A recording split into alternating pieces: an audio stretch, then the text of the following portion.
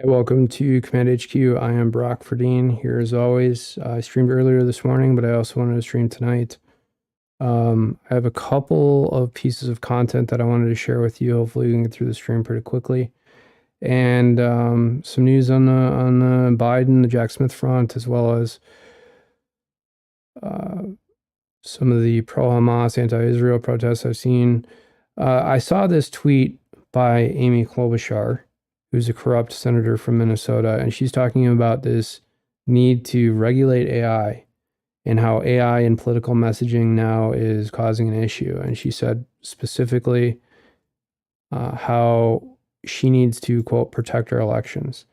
Now, the last thing we need is politicians to protect elections, because we know what happens when politicians are given any sort of power over the political process. And the political process, in terms of how it's run, should never be run by those who potentially would benefit, or the incentive structure should never be so that those who could gain power by rigging an election, by having control of it, are therefore sort of in charge of the election process. So this is in itself fairly outrageous, right? And it's kind of like giving the fox control over the hen house. Why would you ever do that?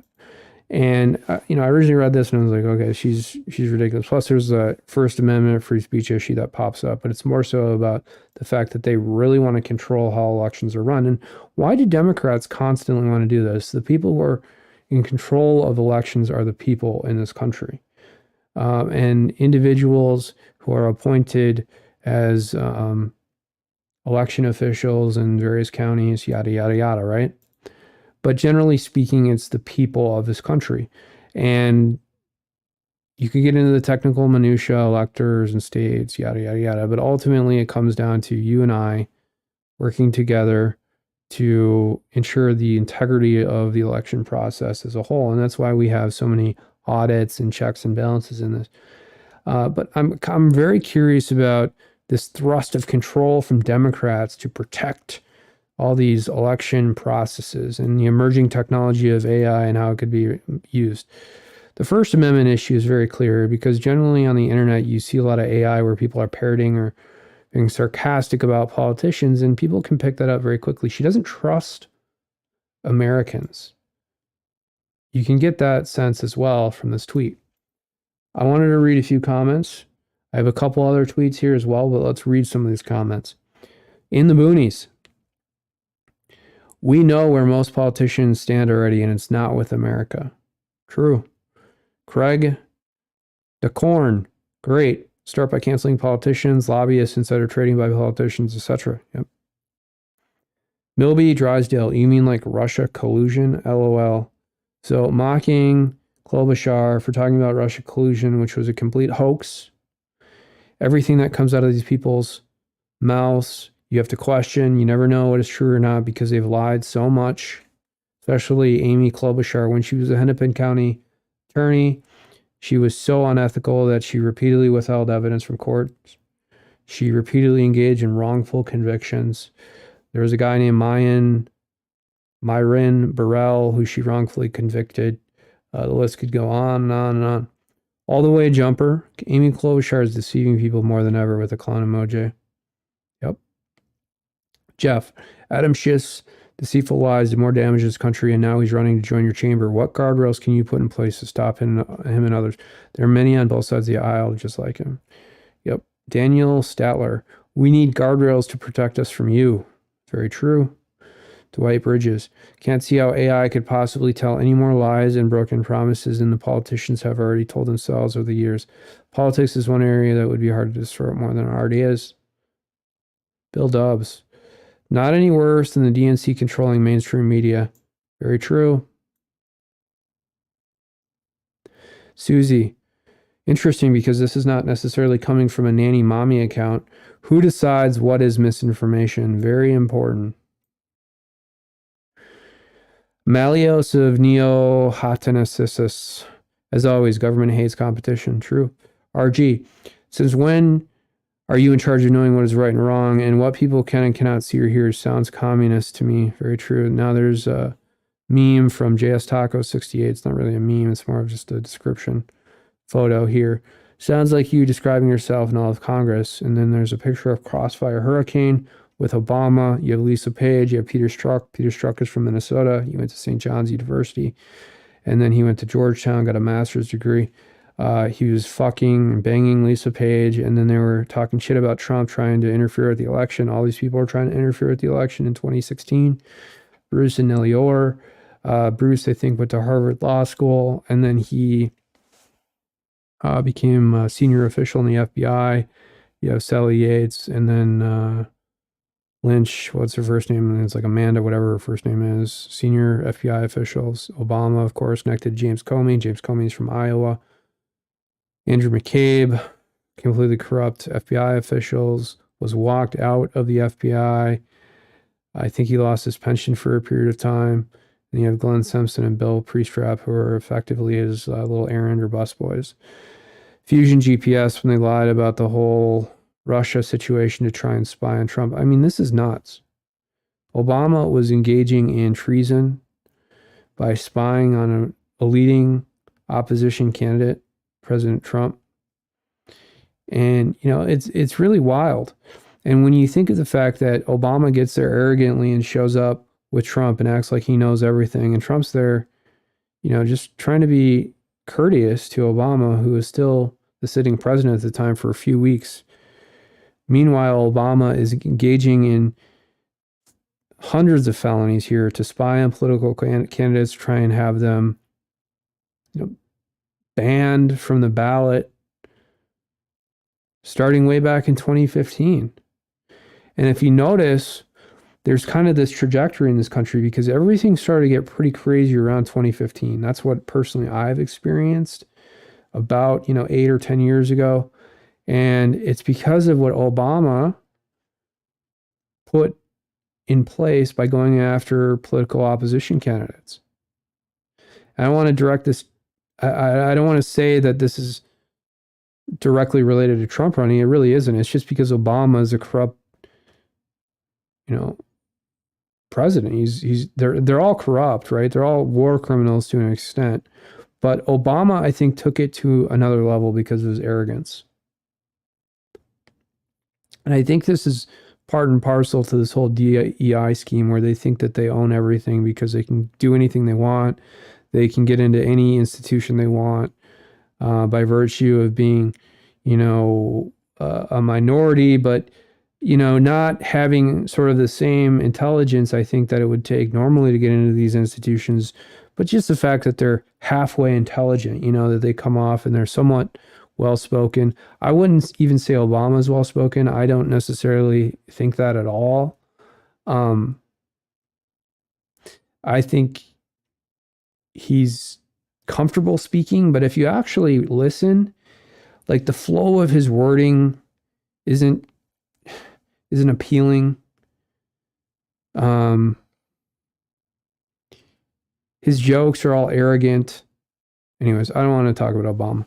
Agent Orange, mega, celebrating Kwanzaa with Keith this year. And then you have Karen Monahan. I don't know if this is an actual picture of Karen Monahan, but Keith Ellison had a girlfriend. I think he was still married at the time. And this is outrageous because I was being persecuted and accused of A through Z in terms of crime by Keith Ellison and his corrupt prosecutors in Minnesota. And I've done nothing except for sit here and criticize government officials. In 2017, my house was raided. I was swatted, reverse swatted for criticizing government officials. And because they are government officials, they can kind of get away with it, even though the fact that I've sued them in various federal lawsuits, yada, yada, yada. I've been through everything, okay? I have, it's all, when the FOIA documents came out, it's all, he criticized attorneys and judges. So I can't go into more about certain situations. I can't.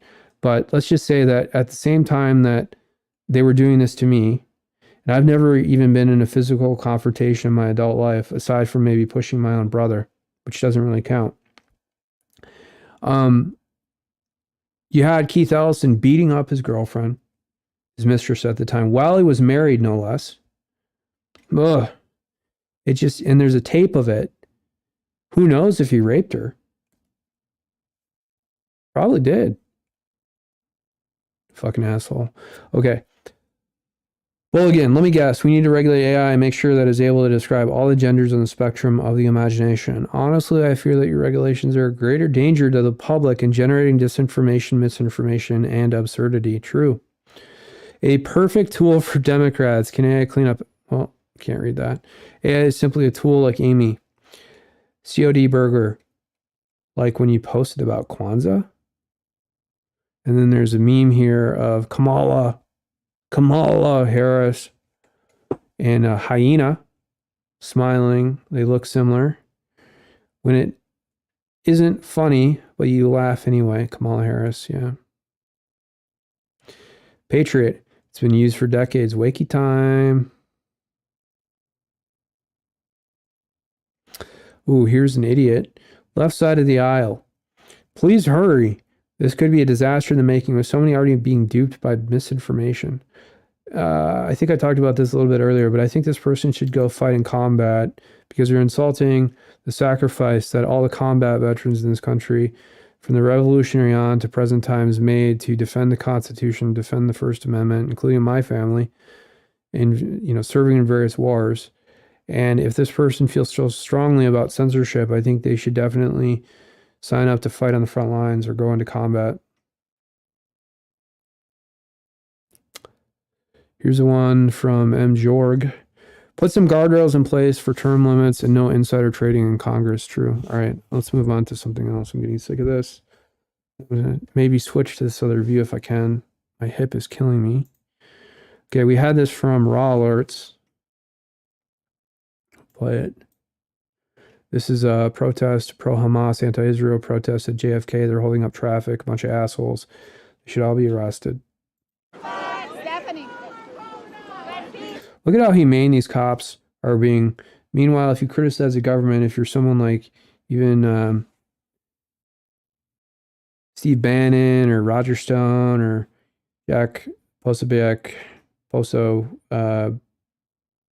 your house gets swatted. People make up fraudulent allegations on a whim, and suddenly you're indicted. You get thrown to the ground. All kinds of crazy, aggressive actions being thrown at you. And then, look at how humane these cops are, and the charges are going to be immediately dismissed against these guys. They're holding up traffic at JFK, port of entry and airport. People could be dying. There could be paramedics in here, ambulances with people having heart attacks, and they don't care. They're just fucking standing in the street like a bunch of assholes. Move them out of the way. Arrest them all.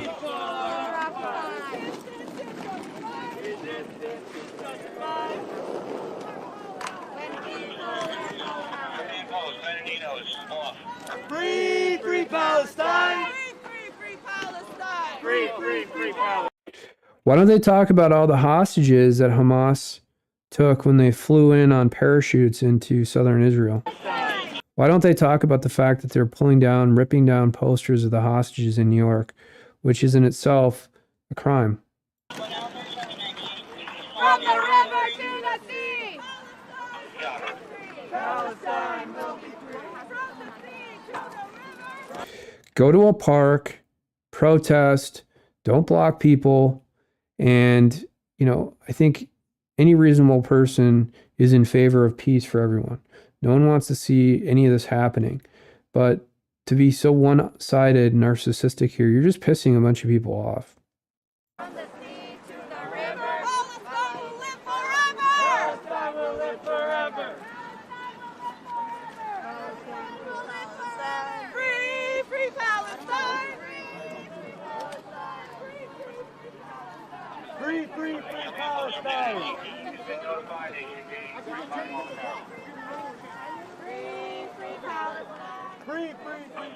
I mean, these people could really actually get injured if some person has road rage and they, God forbid, do anything like drive up on this median here and then try and get through, and they accidentally hit someone, like happens all the time in these protests.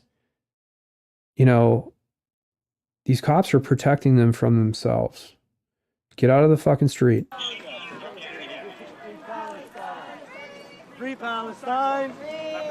Next thing you know, they're going to try and do this to bring in these self-driving cars, and they're going to try and eliminate gas engines. They're going to say there's too many protests on the road, and the only way to effectively deal with that situation is by having self-driving vehicles. I mean, that it's getting to that point almost. Thank you so much for listening. We appreciate it. I mean, again, I'm not a big fan of cops based on, the fact that they've mistreated so many people, J6, stuff like that, and tortured people who criticize the government. Meanwhile, people like this, the sad part of this is that a lot of these Zoomers have been brainwashed into believing this crap.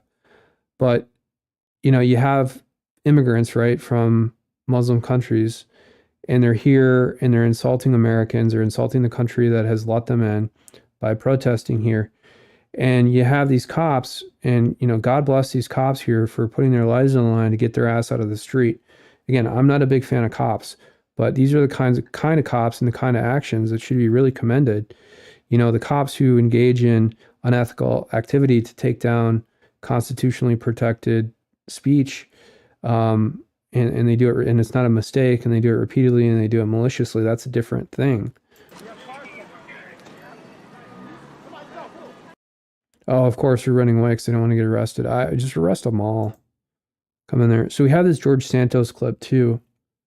I'm gonna make sure this shows up well on the live stream. It does. Let me switch this other view. Let's see if this a bit better. I'm having an issue with the screen here. Okay. There's a little bit of a white. What is that white little? Let me fix this. Sorry about this.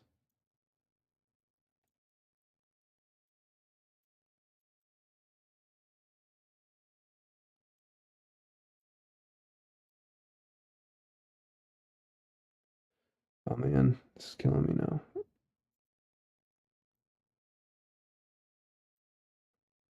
It's because it's locked. There we go. Sorry about that.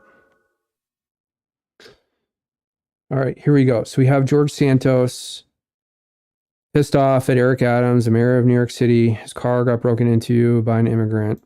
Let's play it. Hey y'all, George Santos here. Do you want to I like know George what I got for Santos. Christmas? God bless Matt Gaetz. God bless Clay Higgins for supporting George Santos in that ethics committee hearing where he was pushed out of Congress. And, George Santos is a good man. You can tell. I mean, he's made some mistakes, some campaign finance issues they have indicted him for and stuff. But, I mean, come on.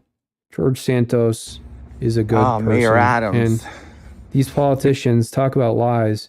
Okay, so George Santos lied about what? I think he lied about things that are just frivolous and stupid. And he's fighting. He's actually fighting. Whereas a lot of these rhinos and the Republicans are not doing shit. You are so good at running this city. The Christmas gift I got it's a first for me. I've never thought I'd experience this in my life. But I guess we're back to New York City in the 70s. Look at this.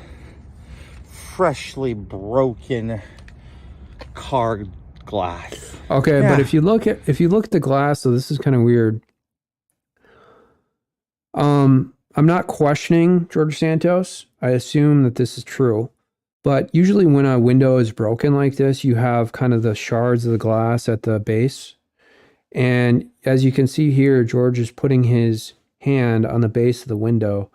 And you're not also seeing any of the shards of glass inside the vehicle. Whenever they break one of these windows, you see the shattered glass in the passenger seat. You're not seeing it from this view. It is a little bit dark. And maybe George prepared this so that it wouldn't cut anyone. That's another public safety issue, is that when these windows break and someone touches that surface, you could easily get cut. But George is touching it. So I don't know. I'm not questioning it, but it does seem a little bit weird. And maybe it's just because it's super dark. Look at that, Mayor Adams. This is the city you're running. Okay, so there is shattered glass on the ground, though. You could see it kind of sparkle a little bit in this view. You were a cop, right? You piece of shit. Yeah, so Is you that can what see you it's do? sparkling. Is that how you're keeping the city So he probably just cleaned his car up. safe, you fucking animal? So I have to deal with this shit now, and it's December 26th. Ain't this lovely? Right Lovely, after I Christmas, when it rains, it pours, huh? say. Oh, by the way, did Get kicked out of Congress and have your car broken into by an immigrant based on policies that are being designed to destroy this country, despite the fact that you were fighting against it. So isn't that ironic? I mention it's a brand new car? Like literally, You know, isn't George Santos the son of immigrants too, and he's fighting this? He was born in this country, but he's fighting this. brand fucking new car. Don't move to New York, people. Stay the fuck away from here. Yeah, don't move to New York for sure. The city only I mean, unless they're going to give you $100 million or something. cares to fuck over Americans and take our taxpayer dollars and shove it in the asses of these migrants. He should have been saying that on the House floor. While the city is dangerous, we can't even street park our car. This isn't that kind of neighborhood. I'm not in the ghetto. I'm not in the hood. This is literally the reality. You know what's the crazy part? I'm one of 6 cars. Same row. Same row. Same row of parked cars. So you all tell me, what are you doing, Mayor Adams? You should fucking resign, you piece of shit. You were a cop. You should know better. You should know how to run the city. But no, you're a fucking inept asshole that just wants to be a little, oh, you have a brand. You wear your little earrings. You're a celebrity. Fuck you, Adams. Wow. Aggressive, huh? All right. I also wanted to play this. Okay, so this is from Kevork, Almatian, flag of Syria, flag of Armenia. Quote, international observers said the elections in Serbia were unfair, unquote. One may ask, who are the international observers? According to The Guardian, they are the Center for Research, Transparency, and Accountability, CRTA, which says it's an independent, nonpartisan civil society organization. Who are the partners of CRTA? Western embassies and foreign ministries, Rockefeller Brothers Fund, USAID, the NED. One may think the press will not leave such important information out, but they have a different perspective on what organizations are entitled to be called independent or not. And then there's a screenshot of Guardian article, what looks like some sort of protest or something. It almost looks like J6, but it's a bunch of Serbians. And then the headline reads, Serbian police fire tear gas as thousands protest over unfair elections. Serbian opposition hold rally after populist ruling party wins most votes in snap poll deemed unfair by observers. And then we have a bunch of comments here. One by Vanya Vucinek. The West wants Serbia in NATO, hence the regime change. Not that the current president is any good. He has been installed by the same West, but I think he is scared of taking Serbia to NATO. And then Kevork agrees with that. Interesting, right? Because why are they building this coalition against Russia? Why are they trying to get all these countries involved in NATO? And it probably has nothing to do with NATO. It probably has something to do, again, with obscuring some corruption of some sort by Western politicians. And it's also about this Jake Sullivan policy of degrading Russia. That's how they wrap this all into this sort of venture of degrading Russia. And I don't know why Jake Sullivan is obsessed with this. Jake Sullivan is from Minneapolis. He was a Rhodes Scholar. I think he went to Yale and then Yale Law School. And if you look at what Jake Sullivan is doing and you look at how he speaks, he is so unethical. He is so corrupt. He's not articulate. He was a senior advisor to Hillary Clinton. In her presidential campaign, she lost. So Jake Sullivan is a complete tool. And then now he's been installed as a national security advisor. I think to some extent he was with Obama, but now he's a national security advisor to Biden. And look what's happened. Israel, we have Ukraine. I mean, and why hasn't this guy been booted out of government? You know, that's the real question is, well, how do guys like Jake Sullivan survive? And remember that one Rhodes Scholar that Trump had that was accused of domestic abuse? Let me find his name here.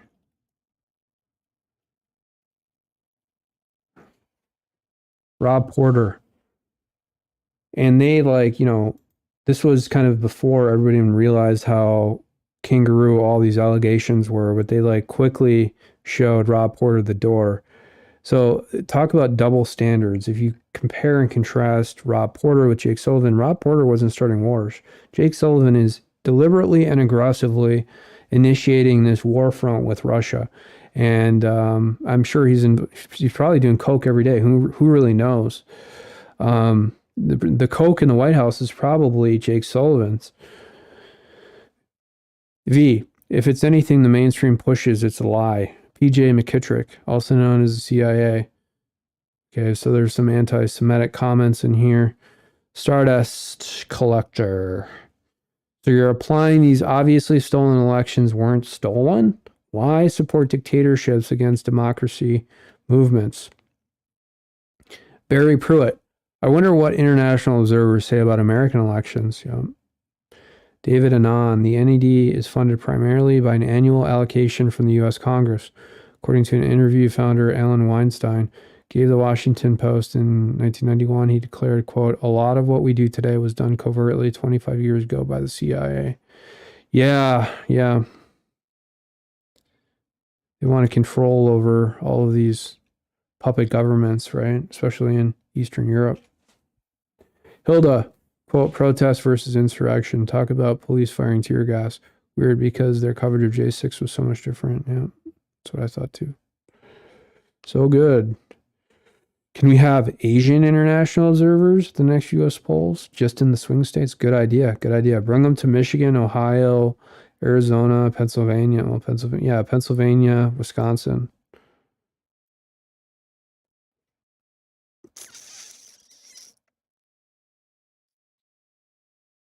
Ben Triple, the West says it's unfair. Alberto Lima, perfect. Shekog, the usual suspects, true. Marija Rangelovich, totally botched that name. It doesn't matter who our partners of CRT. On the election day, the observers were Serbian citizens like me. I like this. I respect your fight for Syria, but leave Serbian citizens to fight their own battles, just like the Beatles.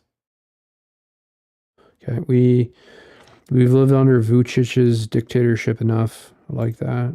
Yeah, the real observers are the people, right, of the country voting. They forget their part. Collective West, international observers. Ukraine 2.0.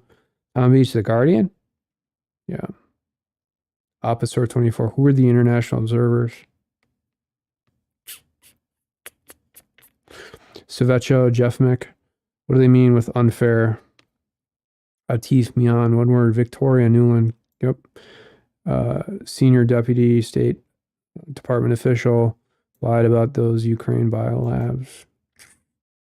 Anthony Blinken's little minion, Victoria Nuland. Gilda Munson, who funds CRTA? No, I talked about this, I think, a little bit before, even this morning I touched on it, which is that, these left-leaning NGOs, we need more transparency on who's funding them, and more importantly, who is funding, where they're getting their funding from. So like George Soros and stuff made a lot of his money through currency swaps. And that's how he got involved in politics, because he learned how easy it was to destabilize a country by manipulating and rigging their currency. And Ken Griffin is a good example of this in really for the past 10 years. And I know a couple developers who used to work at Citadel, and they used to kind of drink the Jim Jones Kool-Aid about Ken Griffin. And they talked about how he was like, because he was in Chicago, how he was so competitive. And, Michael Jordan was competitive and refused to lose despite the fact that, he had core skills and certain, athletic feats, right? He was a basketball player, but he was also extremely competitive with gambling, cards, you name it. And that's a destructive attitude. You can be good at one thing, but to be overwhelming about it in other areas, I mean, geez. But anyway, so Ken Griffin was very competitive and even refused to lose pool matches, and would bet thousands of dollars just at like holiday parties and stuff like that. But these developers are just stupid, and they built these black pools for them, and they were mindless in doing it, and they're stealing money, and it's a complete securities fraud situation. They didn't whistle on it. The developers didn't. They should have. And they're siphoning. Ken Griffin is siphoning money off the top. And the reason they like these black pools, just like in the same way the federal court likes to seal anything like this Epstein list, for example, that's coming out on January 1st, which should be very, very interesting. And it's been sealed for years. These black pools, Ken Griffin, getting back to that, the reason they like to do this all in secrecy is, and the reason they're called black pools is because they are quasi-secret. They're not public. No one knows what they're doing. No one knows where this money is coming from. No one knows where it's being transferred to. It takes years of forensic accounting to figure it out. So that's really the way to get at funding sources, not only figuring out where the money is coming from, but then determining and identifying and itemizing where people like Ken Griffin or the Koch brothers or George Soros are committing fraud and securities violations to obtain that money in the first place. That's really, really how you go after them. Now, because that's resource intense, you need a state-sponsored investigation, the DOJ. And you're not going to get the political willpower to do that until you have someone like Trump in office, which we need. And just getting back a little bit to Ken Griffin, so he had this black pool, I think, called Citadel Connect. And it's very prone to abuse. Very, very prone. And it gets very technical. You need subject matter experts. And even the developers who worked on this, who are naive, they don't quite understand everything. Like even stuff I've worked on, I don't know, I have to be careful, but there were certain nacho requirements that came through with lending practices that had to be built into certain lending consumer lending, retail lending platforms. And it's so technical, and you have to go read the rules, and it's literally just like being like a state court judge or a federal judge or a clerk or something, because you have to go through all of the litigation rules, you have to go through all of the policies, and you have to read them really well, and then you have to, most importantly, look at the API docs and what the structure of the message being sent is and stuff like that. And so those have to be updated frequently, and you have to deal with the underlying technology and the platform itself. So it gets very complicated. It takes a lot of specialized massaging. And it generally takes a lot of developers. Now, with the Citadel Connect platform, I don't know the specifics. I know just some of the stuff I've heard, and from a public report standpoint, initially speaking, there weren't a ton of developers, and typically that's how all these platforms start. They have 4 or 5 kind of like software architects who build out a kernel, and then they bring in teams of developers, or initially some of those architects, like when I'm working now at my current experience level, I'll have 3 or 4 developers working under me, and not under me, but with me, right? And then I'll build out the initial piece of it, and I'll kind of decide and break down work as it goes, and then I'll review the work coming in as they do it to make sure that it's correct. So initially, that's, I think, how this Citadel Connect, I'm thinking of this Direct Connect platform that was kind of like Napster back in the day, LimeWire as well, where you could download music and stuff. Citadel Connect is this black pool. It's very prone to abuse, and we need to find out all the trades, do forensic accounting, and if you're thinking about people like Sam Bankman-Fried, who abused campaign finance laws for years until he was caught. And he, did it for a couple years until he was caught.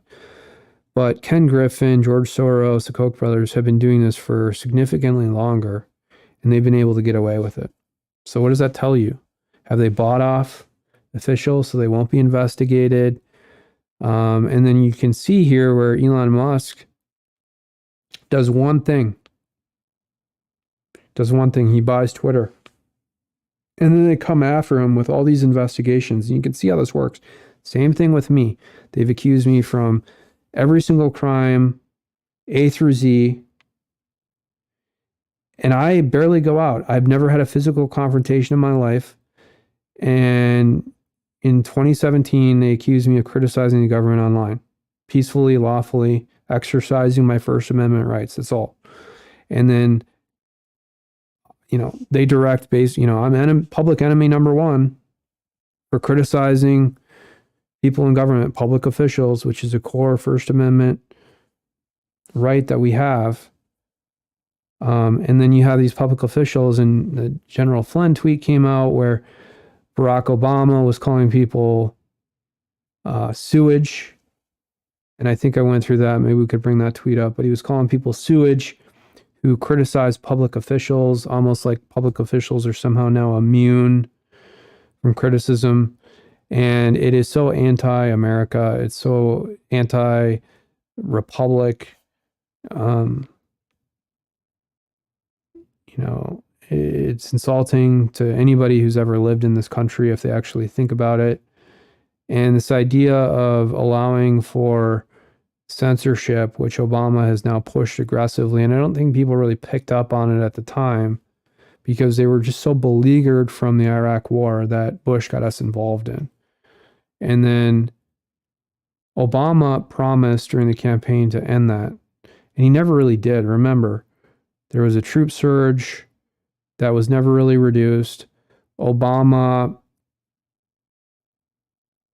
aggressively accelerated these drone strikes. Talk about the people who support Hamas now. I mean, those are the supporters of Obama. It's ridiculous. All right.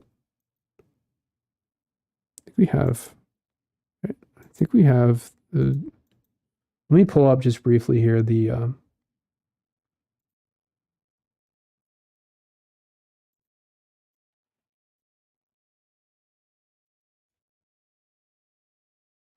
right, just to document what I was saying is somewhat accurate here regarding Ken Griffin and Citadel. Citadel Connect and Dark Pools Uncovered. And then here it talks about how they can be abused. Maybe they're trying to prime the pump for regulation. I don't know.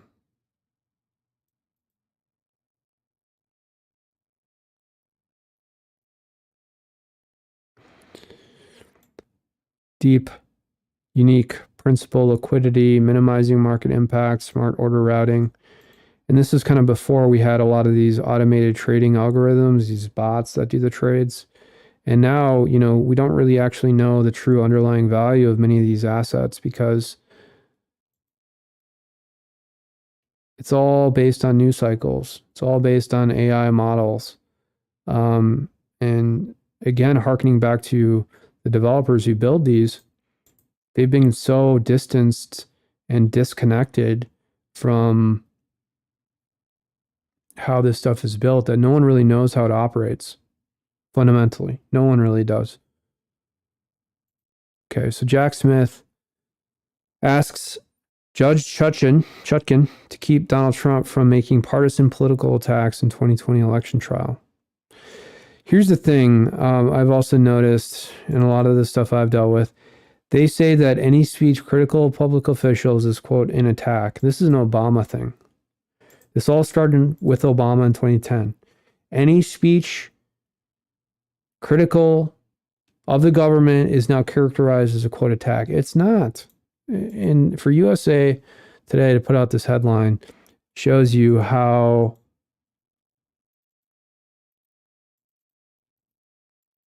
and why people hate the mainstream media because they're dishonest. And, you know, this is a quote directly from Jack Smith. So what does that say? That means that Jack Smith is unethical and dishonest. He's actually a criminal. I wouldn't even say unethical. He's committing felonies by interfering with an election. And I genuinely hope that in 2025, Jack Smith gets prosecuted lawfully and peacefully, but prosecuted for interfering with an election. And I can tell he's extremely nervous. He thinks he has some sort of protection racket through the Biden DOJ, but he really doesn't. And that's why I think people need to start making a plan A and plan B and plan C's right now, because you know that Biden and the corrupt DOJ will try and pull some maneuver to hold, and I'm saying this legally in the context of like a Biden thing where he would try and basically lever some investigation or get some information where they hold someone up, just like they're accusing, Biden is accusing basically his own DOJ of doing to Hunter right now by holding him up. Kind of like, again, I'm saying this argumentatively and in a political speech way. They're basically like holding Hunter Bod. I don't even want to say it. So everything I do is surveilled anyways. Okay. The Office of Special Counsel Jack Smith asked the judge Wednesday to forbid. And here's another thing. Why aren't they mentioning Judge Chutkan's name? I think they kind of want to obfuscate Judge Chutkan's name. Maybe because she's getting hate mail or something from so many people. And again, I wouldn't recommend that, but the judiciary is the most corrupt arm of government. Okay. To forbid former President Donald Trump from making, false claims in the courtroom. What? Wait, so the USA Today has already decided that Trump is making false claims in the courtroom despite the fact that Trump hasn't even been in that courtroom? I mean, you got to really be stupid to actually believe any of this bullshit. Trump, I mean, he hasn't even been in the courtroom and they're accusing him of making false claims. What? And, you know, this is the same fucking bullshit they pull on me. That the charges he faces over his efforts comical to overturn the 2020 election are politically motivated. Of course they're politically motivated. What? This defies common sense. I am insulted. The arrogance of these people. I mean, come on. Quote, the defense has attempted to I'm so pissed. This pisses me off so much. It triggers kind of this mini micro PTSD I have about all this shit. I gotta stop swearing. Okay. The defense has attempted to inject into this case partisan political attacks and irrelevant and prejudicial issues that have no place in a jury trial. These prosecutors, these corrupt prosecutors like Jack Smith, they will eliminate your defense at all. You can't even say anything remotely truthful, which is ironic, because then they'll accuse you of perjury if you tell the truth. So let's just say, theoretically, arguably, Trump shows up and he says one sentence. He says, this case is politically motivated. If Judge Chutkan, why do I always botch her name? Judge Chutkan grants this motion in limine to eliminate the ability to say that the case is politically motivated at trial, which it is. Trump could theoretically be held in contempt for saying that in the witness box. Fucking assholes. You know, you got to really think this is evil. This is evil.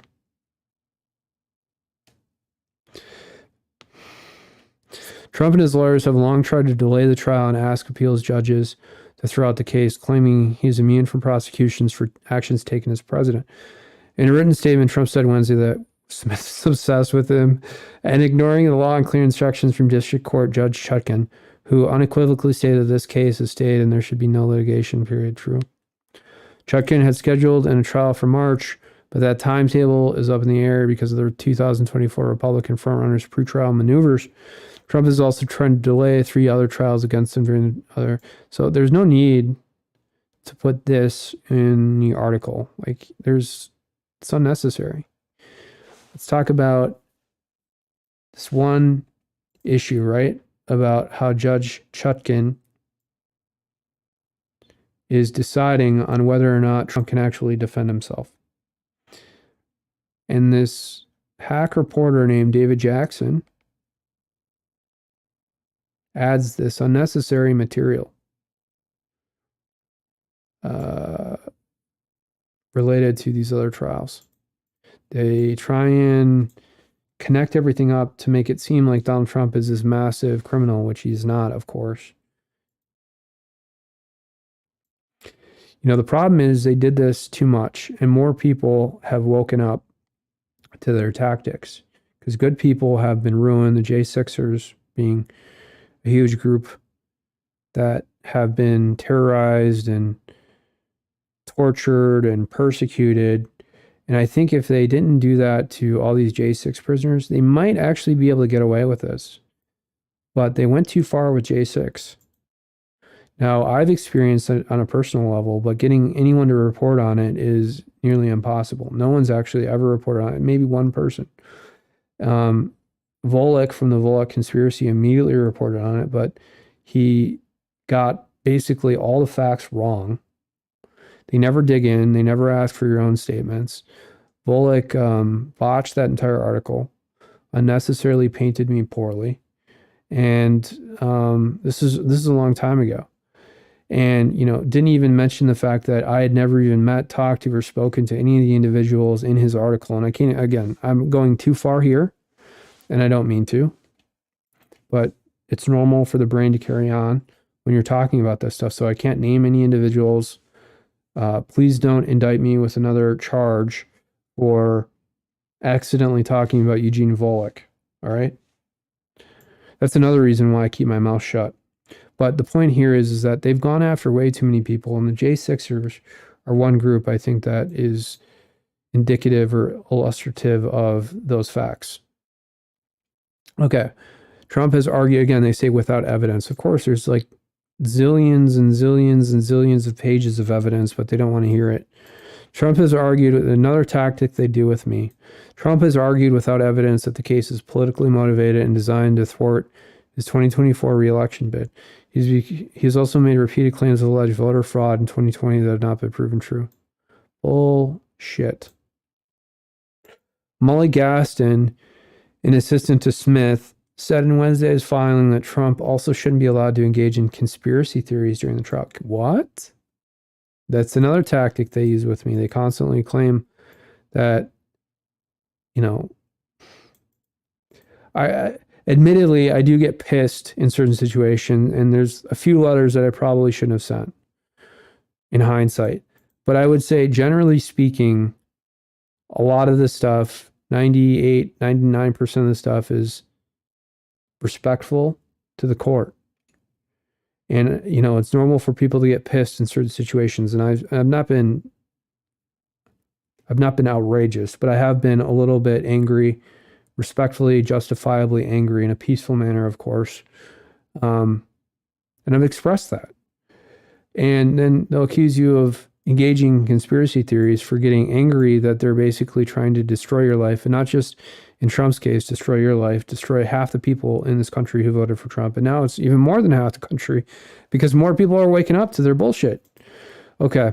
Yada, yada, yada. Okay. The court should not permit the defendant to turn the courtroom into a forum in which he propagates irrelevant disinformation and should reject his attempt to inject politics into this proceeding. What? This whole thing is about politics. The filing said it also asked the judge in the case to prevent the Trump legal team from claiming there were outside provocateurs involved in the insurrection of January 6th, 2020. 21. Can you believe that? Oh, wow. Now we're really getting it. Whoa, wow. Okay, so they come after anybody who exposes the individuals associated with January 6th. And this is another topic that I cannot talk about, and I will not talk about. And you can see they're so stupid. They tell you what they're trying to hide. They tell you right here. They know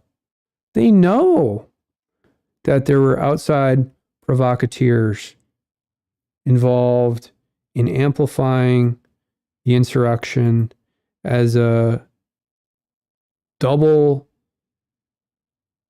operation to eventually use in this context, which you just saw at the Colorado Supreme Court with the insurrection clause in the 14th Amendment to prevent Trump from being on the ballot. It's amazing that they tell you what they're trying to hide, though. The filing alleged Trump intends to impeach the integrity of the investigation by raising wholly false claims, such as the government's non-existent coordination with the Biden administration and other empty allegations. Sure. Oh, okay. So you're telling me that you're not coordinating with your own administration, your own Department of Justice, right?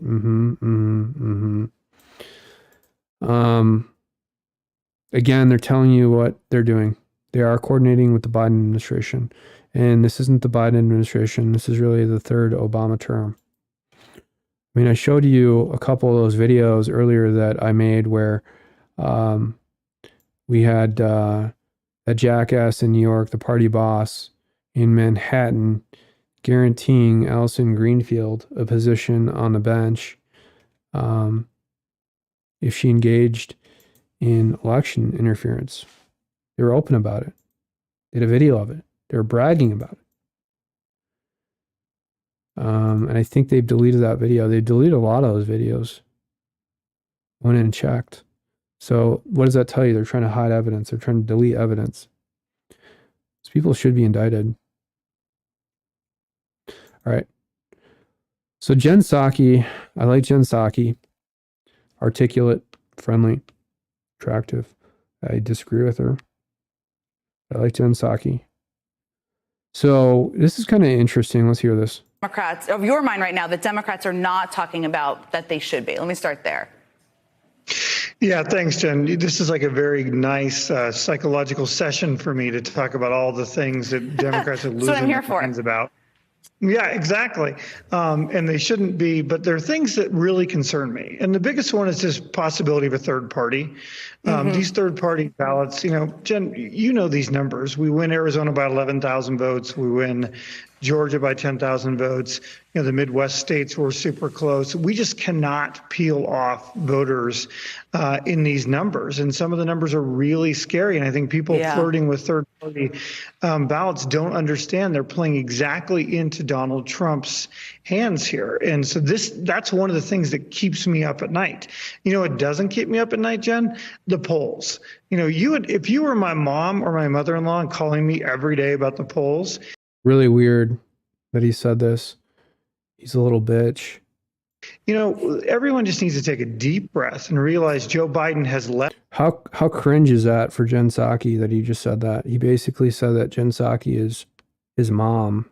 Had or been tied in 15. Is he a little boy? Like, what's going on here? Recent national polls, including leading in 10 of them. So you and I are the biggest believers that polling this far out does not matter at all. So let's worry about things we can actually control, like third-party ballot access. Yeah, that's a good one. And predictions are so addictive, but it's all about a moment in time. So, Tim, let me turn those same questions to you.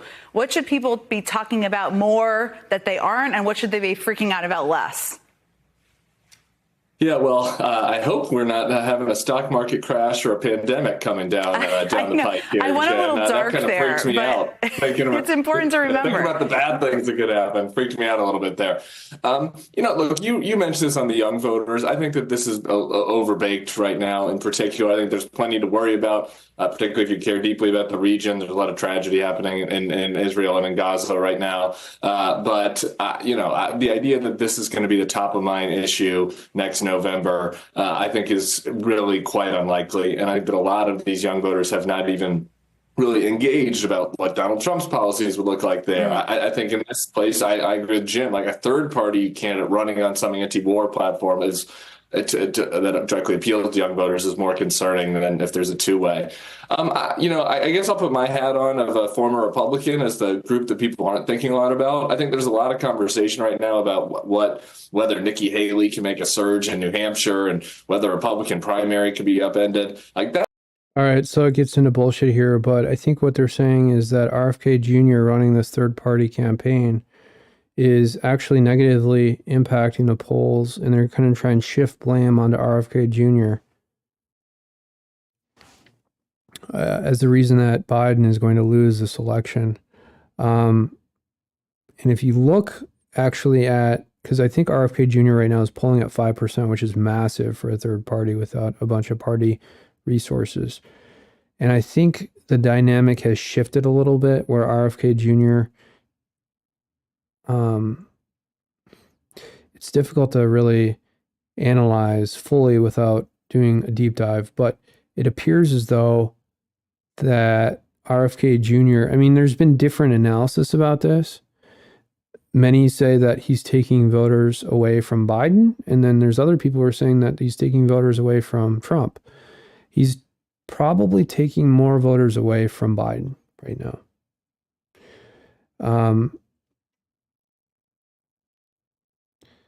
But when people confront him about it, he says that from his understanding and vantage point, he's taking actually more voters, independent voters, away from Trump.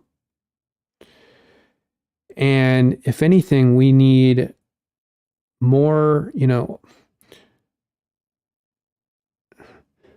when there's a lot of parties, you kind of do have this rule by tyranny where you could have a party that's basically got 10% support throughout the country that somehow ascends to power and controls everything. And that's how you get a Hitler situation.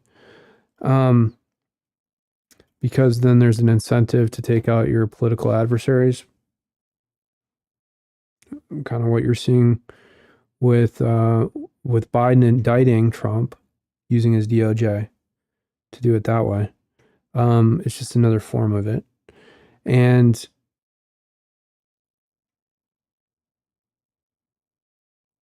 so the rule of tyranny, or, what this country has evolved into is basically this uniparty where we kind of shift power between the parties, right? And it's a stabilizing force. And you can see now when it's disrupted, which it's been disrupted now for the past, 5-6 years, because Trump really is kind of a third party. Even though Trump is a Republican and getting some support from the Republican Party, it's Ronna McDaniel Romney, the chair of the GOP. Ronna.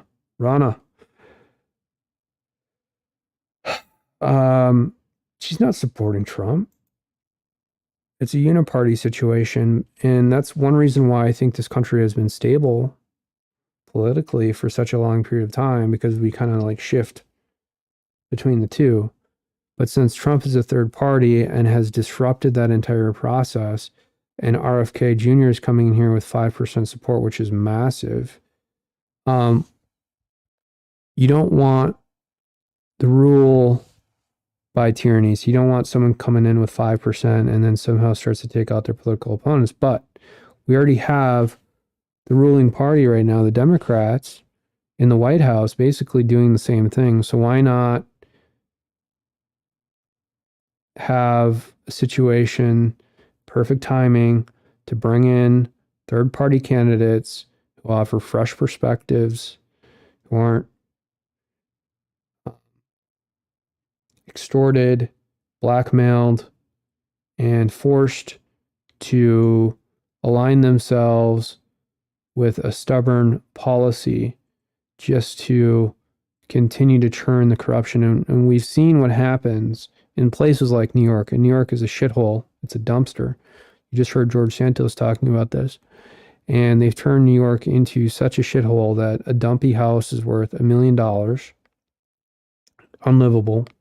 No millennial could purchase that unless they are making $1 zillion per year. No one wants to work 18 hours per day for Deutsche Bank or whatever hedge fund is in, Goldman Sachs in New York. People want to enjoy life. They want to work hard, but they want to also enjoy life. They want to have a nice home. But, you've seen what happens. And then, Los Angeles, similar, like a house out there, same, $1 million. So the Democrats have destroyed those same houses in other states that are more well managed, but increasingly less well managed. Let's just say Nebraska. That same house would go for $50,000. And you'd fix it up, you'd buy it, you'd remodel it, maybe just tear the whole thing down, buy it for the land value, build a new house, and you have a new house there for $250,000. Because you have people with know-how, know what they're doing, can do their own work, can do their own carpentry, can do their own electrical, can do their own plumbing, or know people who can do it. To do the same thing, if you were to build something in New York right now, it would cost millions and millions of dollars. And lending is dried up, interest rates are so high, so good luck with that. You have to be a corporation to operate in New York, especially with all the regulation. It's not working. It's not working. And we're going to see that in 2024 during this election cycle.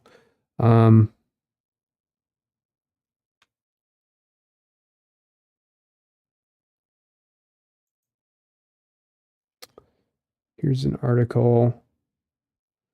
Okay, I saw this being pushed too right before the stream. Top Biden administration officials meet with Mexican president amid record migrant crossings. All right, so I think Antony Blinken. Why would Antony Blinken be there? I guess for diplomacy reasons. That he was busy triggering all these wars around the world with Israel and Ukraine. Okay, so Mayorkas was there. Yada yada. Travel to Mexico Wednesday. Also, how this is really weird because, okay, so updated on December 27th at 7:18 p.m. Eastern time. So it's 4 or 5 hours ago. Why didn't they talk about this before they went to Mexico? Why are they only releasing this information now? This is another hack on journalism.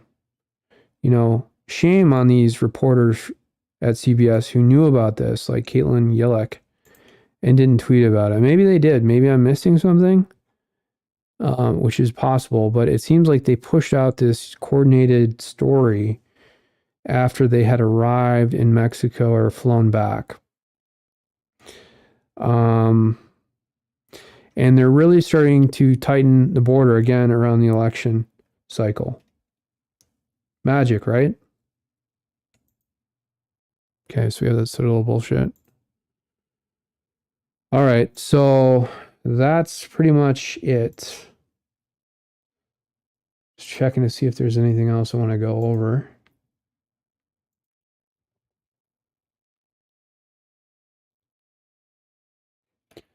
I've never seen the media be so negative about, and everybody is, oh my God. This just came out a couple hours ago. Let's look at this. Colorado Republican Party appeals Trump ballot ban to U.S. Supreme Court. Duh. If I was Republicans, I'd probably just pull out of Colorado. Fuck them.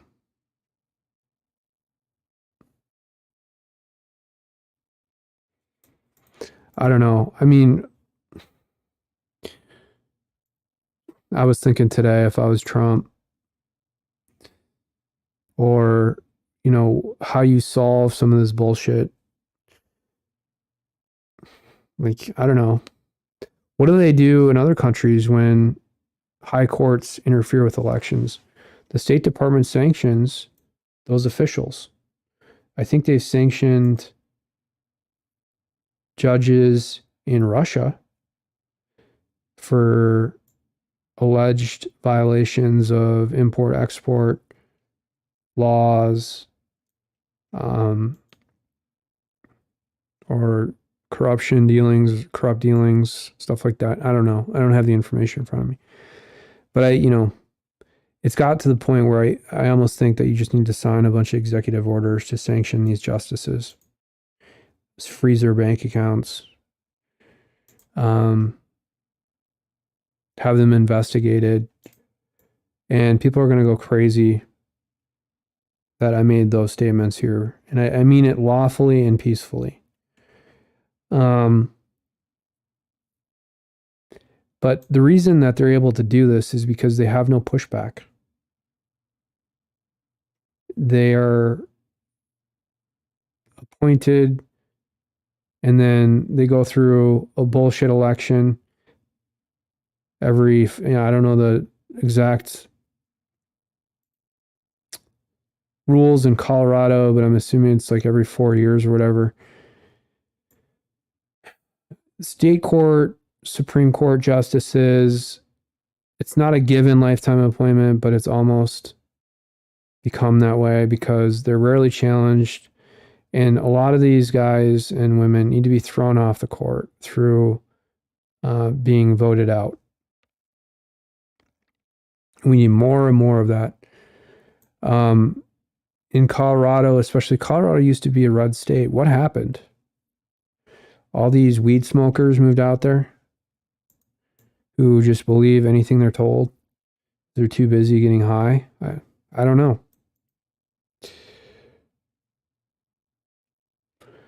We'll see. January 5th or 6th, right? Let's see if they have that date in here.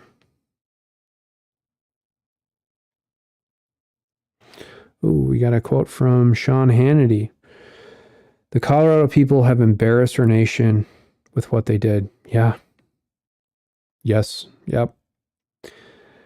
Yes, they have. It's unbelievable. Yeah, you notice how they don't list that January 5th date in here. Primaries on March 5th. So they're priming the pump to remind people about March 5th, and they should get out. It's interesting. All right, let me look at something else here.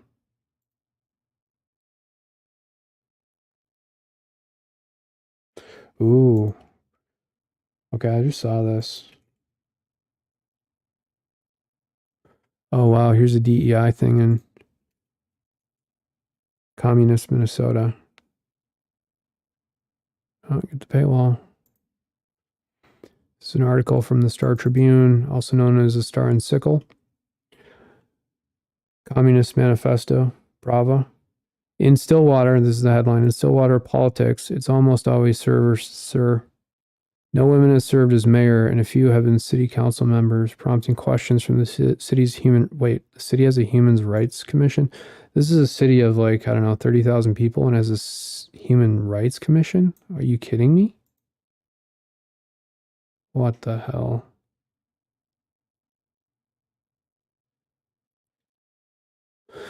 As St. Paul prepares to swear in a new city council made entirely of women next month, talk about a bunch of nanny state women who want to regulate and tell you what to do in every area of your life. Stillwater will start another year with all men, a feature of the city's leadership that's been remarkably enduring since its first meeting in 1854. Bum, bum, bum, bum, bum. Boop, beep, beep, beep, boop, boop, boop, boop, boop. Let's read the comments. Okay. More interesting to me than anything else at this point in a lot of these articles is just reading the sentiment from people in comment sections. So this is the first one 5 hours ago from Buka. This article states that St. Paul has an all-female city council and Stillwater has an all-male council. Since this article was fit to print, should we expect follow-up articles about the investigations into how sexist both cities are to have a single-sex council? I think that's a good point. Thomas Tattoon. If there is hesitancy from voters, it was not helped by the fact that a group of women whose only mission was to destroy the public school district gained a majority on that board and wreaked havoc on the district before their much needed removal. Their incompetence has absolutely nothing to do with their gender, but the vengeful ineptitude probably didn't make it any easier for capable and qualified women who might be interested in running for public office. Very good point, Thomas. There's a response to this from MJ McKinney. 4 of the 5 school board members who were elected to office in 22 were women. Doesn't appear that women were deterred from running for office in that case. Very good point. Now, so it's a puff piece about women, right? And they're trying to sort of like say, oh, well, more women should be on city council, more women should run these cities, run for mayor.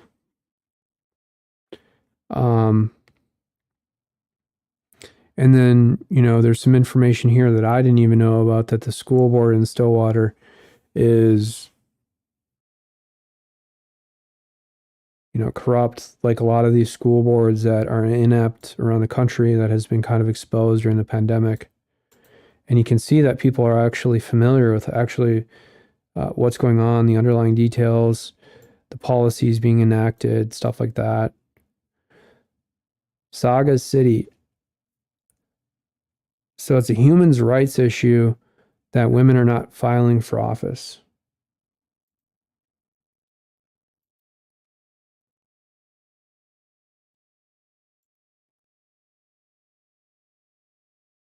I think WVO just won a ball game.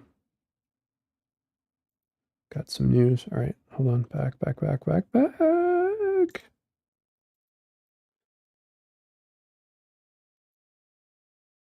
Yeah, good points, Saga City. It's amazing in communist Minnesota. Stillwater is an affluent community. There's a lot of wealth. There's a few executives that live there. A lot of money flowing through that city. It was the first city in Minnesota.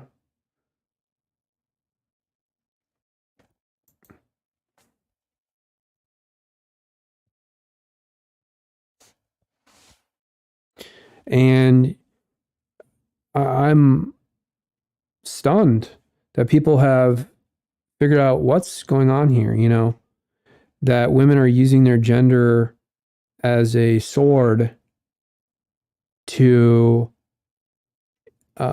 gain any seat, any power, effectively anything they want in life. And because Minnesota has been so passive for so long, they were able to get away with it. But now we're seeing a little bit of resistance from, people in Minnesota. These seem to be mostly men here commenting. I don't know. I kind of want to hear what some women say. Maybe we'll find some in here. Prometheus 1. Why is this a story? Women fail to show up to serve in all sorts of communities and professions. That's a good point. So, why is this a story? Are they trying to provide some cover for mayors or city council members in Stillwater? What are they thinking about? And mind you, I do live pretty close to Stillwater. Pull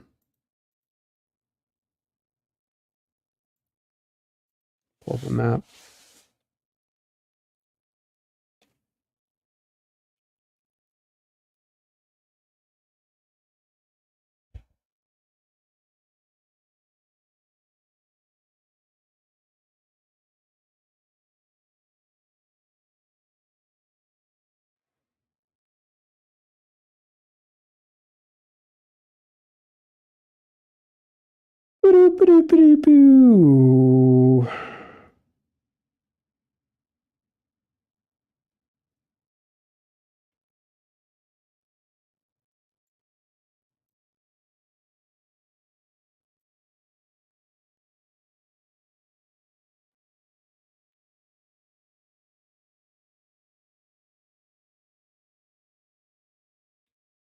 Well, actually, I don't want to pull it up. Let's just read more comments. Sorry about that.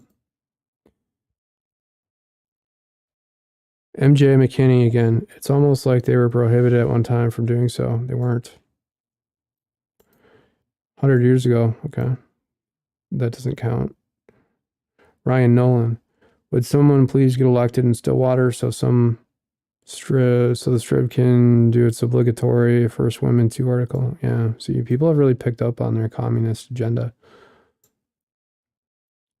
MJ McKinney again. This guy's pretty active. In this case, it would be last woman 2. Good point. Good point. Andy. All state funding should immediately be stopped until a woman is mayor. It doesn't, he's being sarcastic. It doesn't matter if the town feels it is running well. That is not the point. Representation is vastly more important than talent. Yep. Will or qualifications. Get with the times, Stillwater. It's an embarrassment. Very, very sarcastic. Like it. What a sexist and fundamentally illegal suggestion. Prometheus. Again, he's just being sarcastic. QQQ. Okay. Just who do you haul into court to remedy that? People, I'm just amazed. People have finally woke up. Now, if this were printed 5, even 7 years ago, people would just be like, yeah, more women. Well, they've figured out what what kind of operation they're running. Steamboat 307. It's oppression. Has to be, right? Somebody is holding the woman down. Don't let them roll out of the kitchen or into places they don't belong. I roll. Again, being sarcastic. It doesn't matter. Doesn't seem to matter who gets elected to local government these days. They all end up selfishly serving their own personal agendas and not the people who elected them. Take Minneapolis as an example. Rubbish. Try attending a local council meeting sometime and your eyes will be opened. Well, good point. You'll probably get arrested. They'll claim that you criticize the government. Boris. Take Minneapolis as a prime example. Ducks 56. After reading this, it seems to me that Stillwater doesn't need a Human Rights Commission. Yeah, that's what I thought.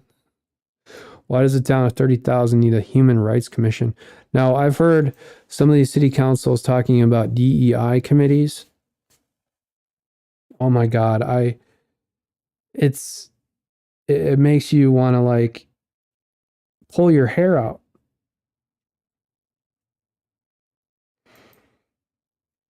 There's no words. There's no words to describe how stupid it sounds to abuse state tax dollars and the local residents to effectively create a rigged system, a crony-based system to put your friends in and then somehow claim that they're a minority. And most of the people who are on these DEI commissions are illegal immigrants. It really just is frustrating. Tabasco 628. And in the meantime, the city gets fucked. Use New York as an example. Use Manhattan as an example.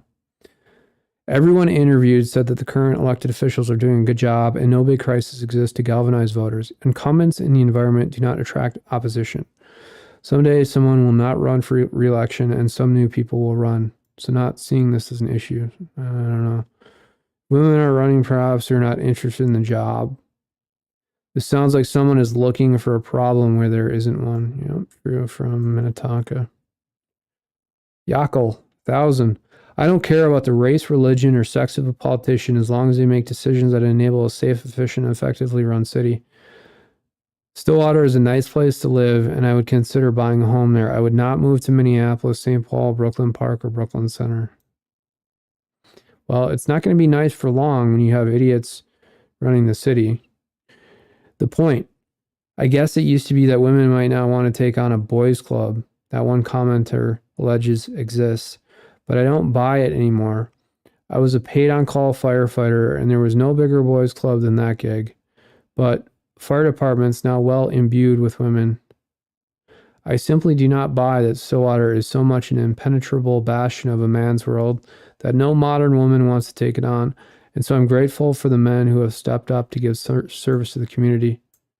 I see there's a comment from a woman. Well, they claim they're a woman.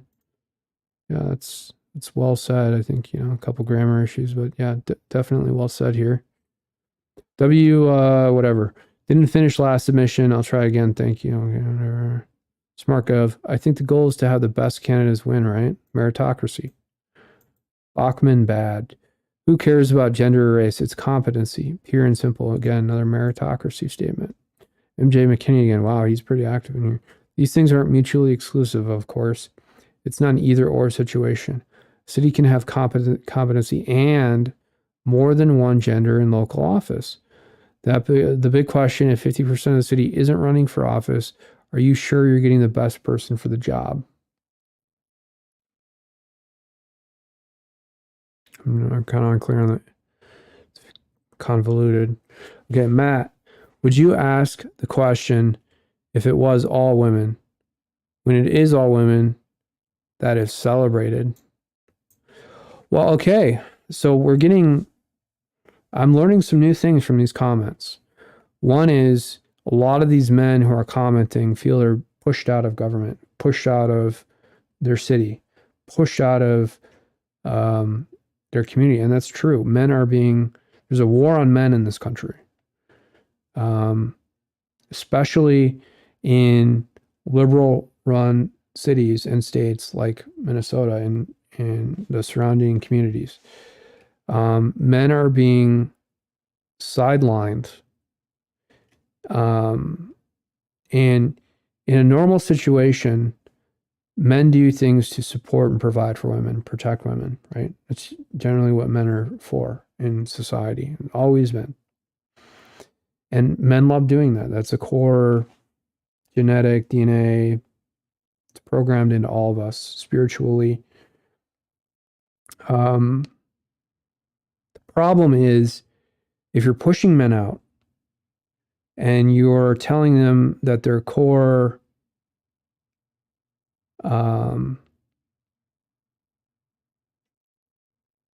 purpose in life is non-existent, it's a problem because men are perfectly fine having women in control. Women have controlled society forever. Women control families. Women control homes.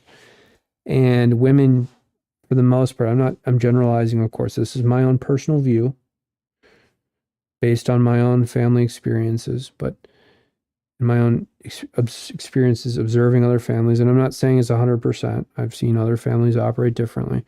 But I would say for the most part, I've seen women basically control families. And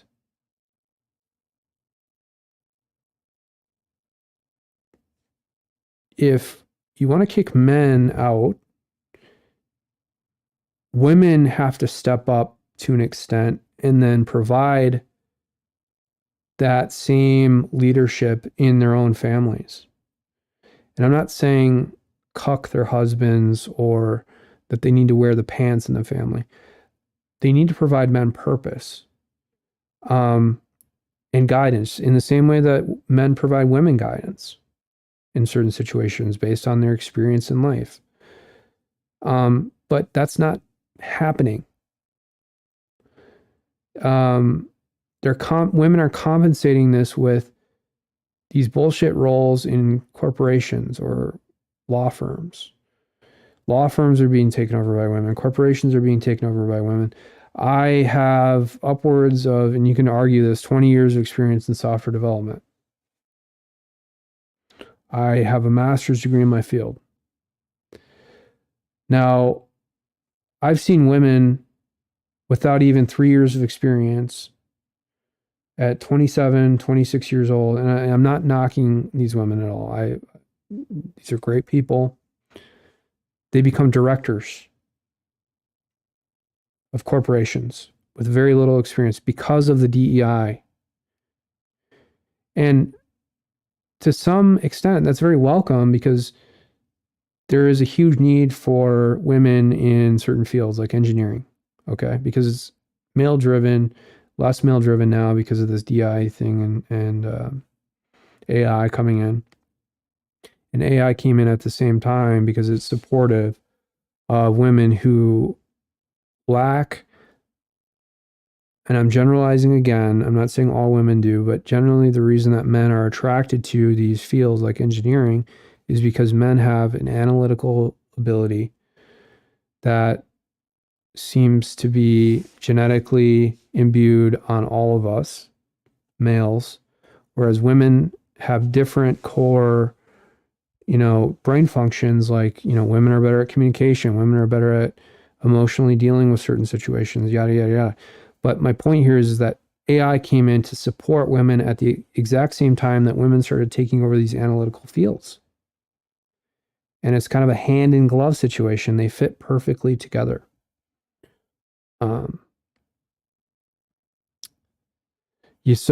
Women with 3 years of experience come in, they become directors. I have 20 years of experience. I've seen guys with 30 years of experience, they become directors, or they'll make some H-1B Indian a director of a company with 8 years of experience. And then the American male, the white American male, is left stranded. And there's no structure, societal compensation, or support there to provide, I think, some of that same structure that these men being displaced need. And that's exactly what you're seeing in this article from a political vantage point, from all these comments. And again, I didn't know this. I mean, I knew what I said, but I didn't know this technically about Stillwater and about how the city council was run. So this is all new information to me. 1234 St. Croix XV. Oh my God, I've been on about this for years. It is not that women do not run. It is that the old boys network is so strong. What? I don't think so. This journalist did not ask the right questions. It is not why aren't women running, but why does the Stillwater Council not take steps to bring change? There is something insidious in the old boys club in Stillwater that no one will talk about. The men are happy in their club and are happy to not take action. It is shameful.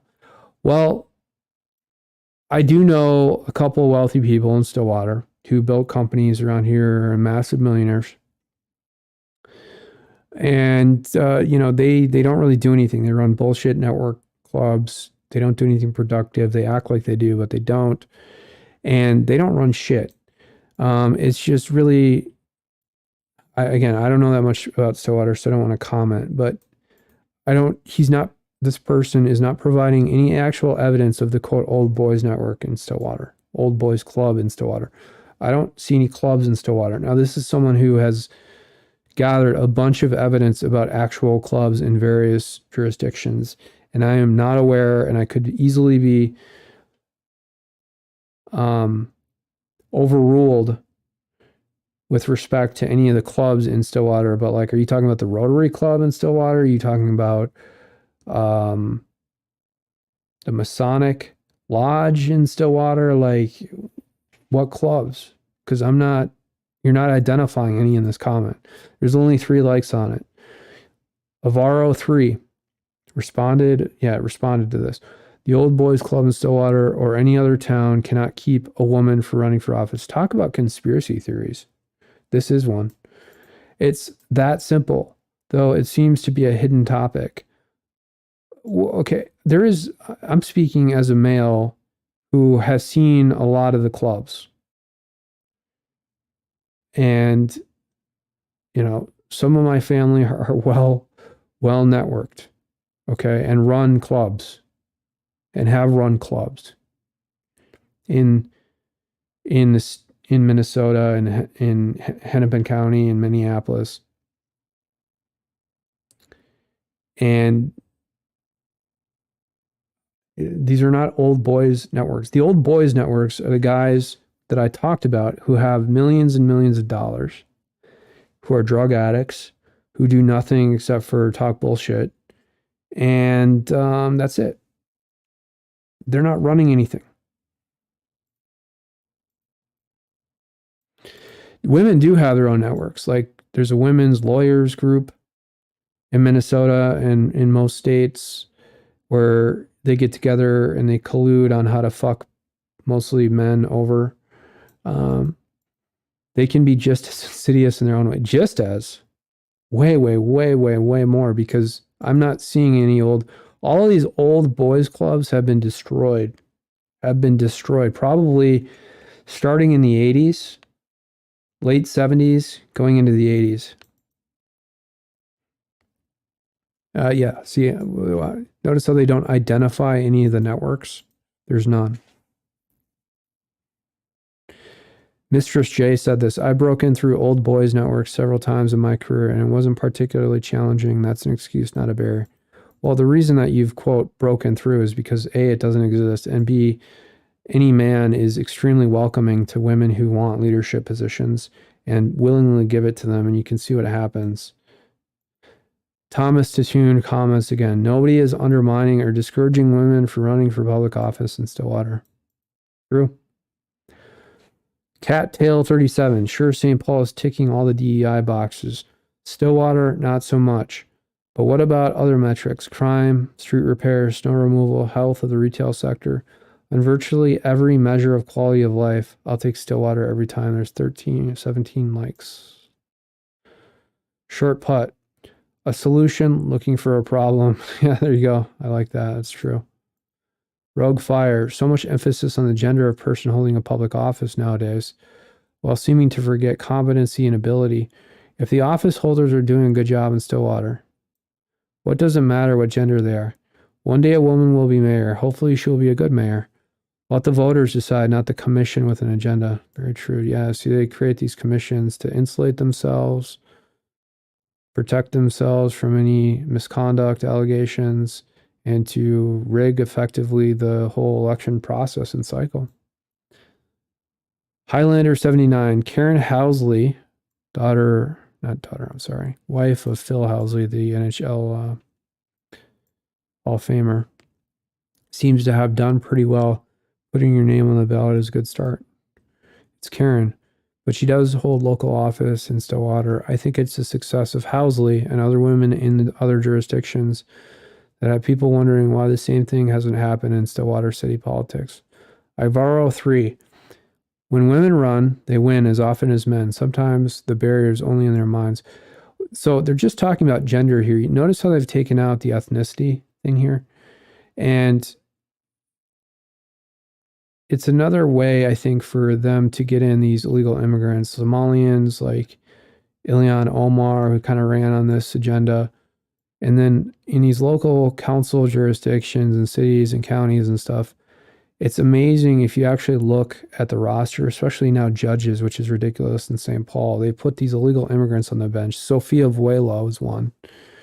Now, she came in this country illegally. And now every time she does an interview, she talks about how she's a victim. Oh, I'm a victim. Her father was a traitor to his own country. He was a Hmong Laos Civil War soldier. And, you know, he was probably going to get imprisoned for treason. And he put his family, talk about not protecting your family and availing your family to potential issues when you he put his family on a boat, like a little raft. Well, that's the story. Who knows if that's true? That's the story they tell. I could pull it up, but I don't want to. And then they probably flew on a plane here, but she claims that she somehow got on a raft and got here. It's fucking bullshit. She's an illegal immigrant, and these people are now in charge of people's lives, and it's fucking ridiculous. This DEI thing is ruining our country. Mr. Stragan. Or in the minds of the public at large, when peddled a false narrative like the headline in this story, which turned out to be a nothing burger, you can't win if you don't run. Well, I like that. It's true. MJ McKinney, I like that women are commenting here too. What's the false narrative? The headline says it's usually men running for office in Stillwater, and that's what the story says. Mistress J, sir, implies that historically traditional gender politics are in play. Few women run for office in Stillwater. Would have been more straightforward and to the point without the narrative and drama? I think so. That's a good point, Mistress J. It's probably a trans. D. Nelson 1D. The bigger story here is, why does Stillwater have a human rights commission? Oh, wow. That's exactly what I thought. How much money is this sleepy suburb wasting on such an enterprise? Yep. Good point. How much time and money did they waste, quote, investigating this, quote, issue of women not being elected mayor or to the city council? They probably have some candidate handpicked that they want to put in place. The answer was obvious all along. Women haven't run, so they haven't won. In the few instances they did run, they lost, mostly due to running against popular incumbents, stupid, wasteful government spending. Frank Zappa, kind of like most putts, what come up short don't go in. Same. Let's get some new comments here. Let me just read a few more. Big Duke 6. It's a free country. The voters decide. Yeah. Well, interesting, right?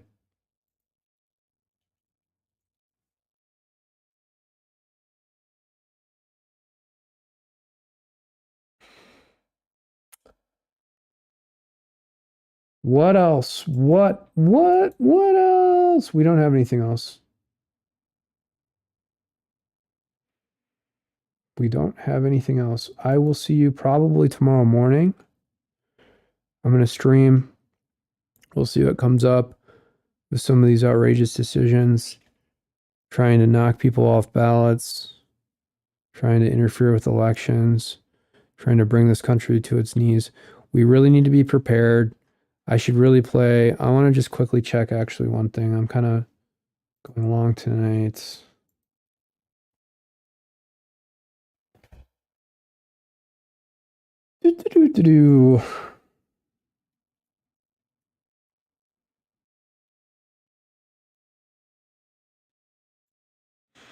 Well, let's watch this video quick.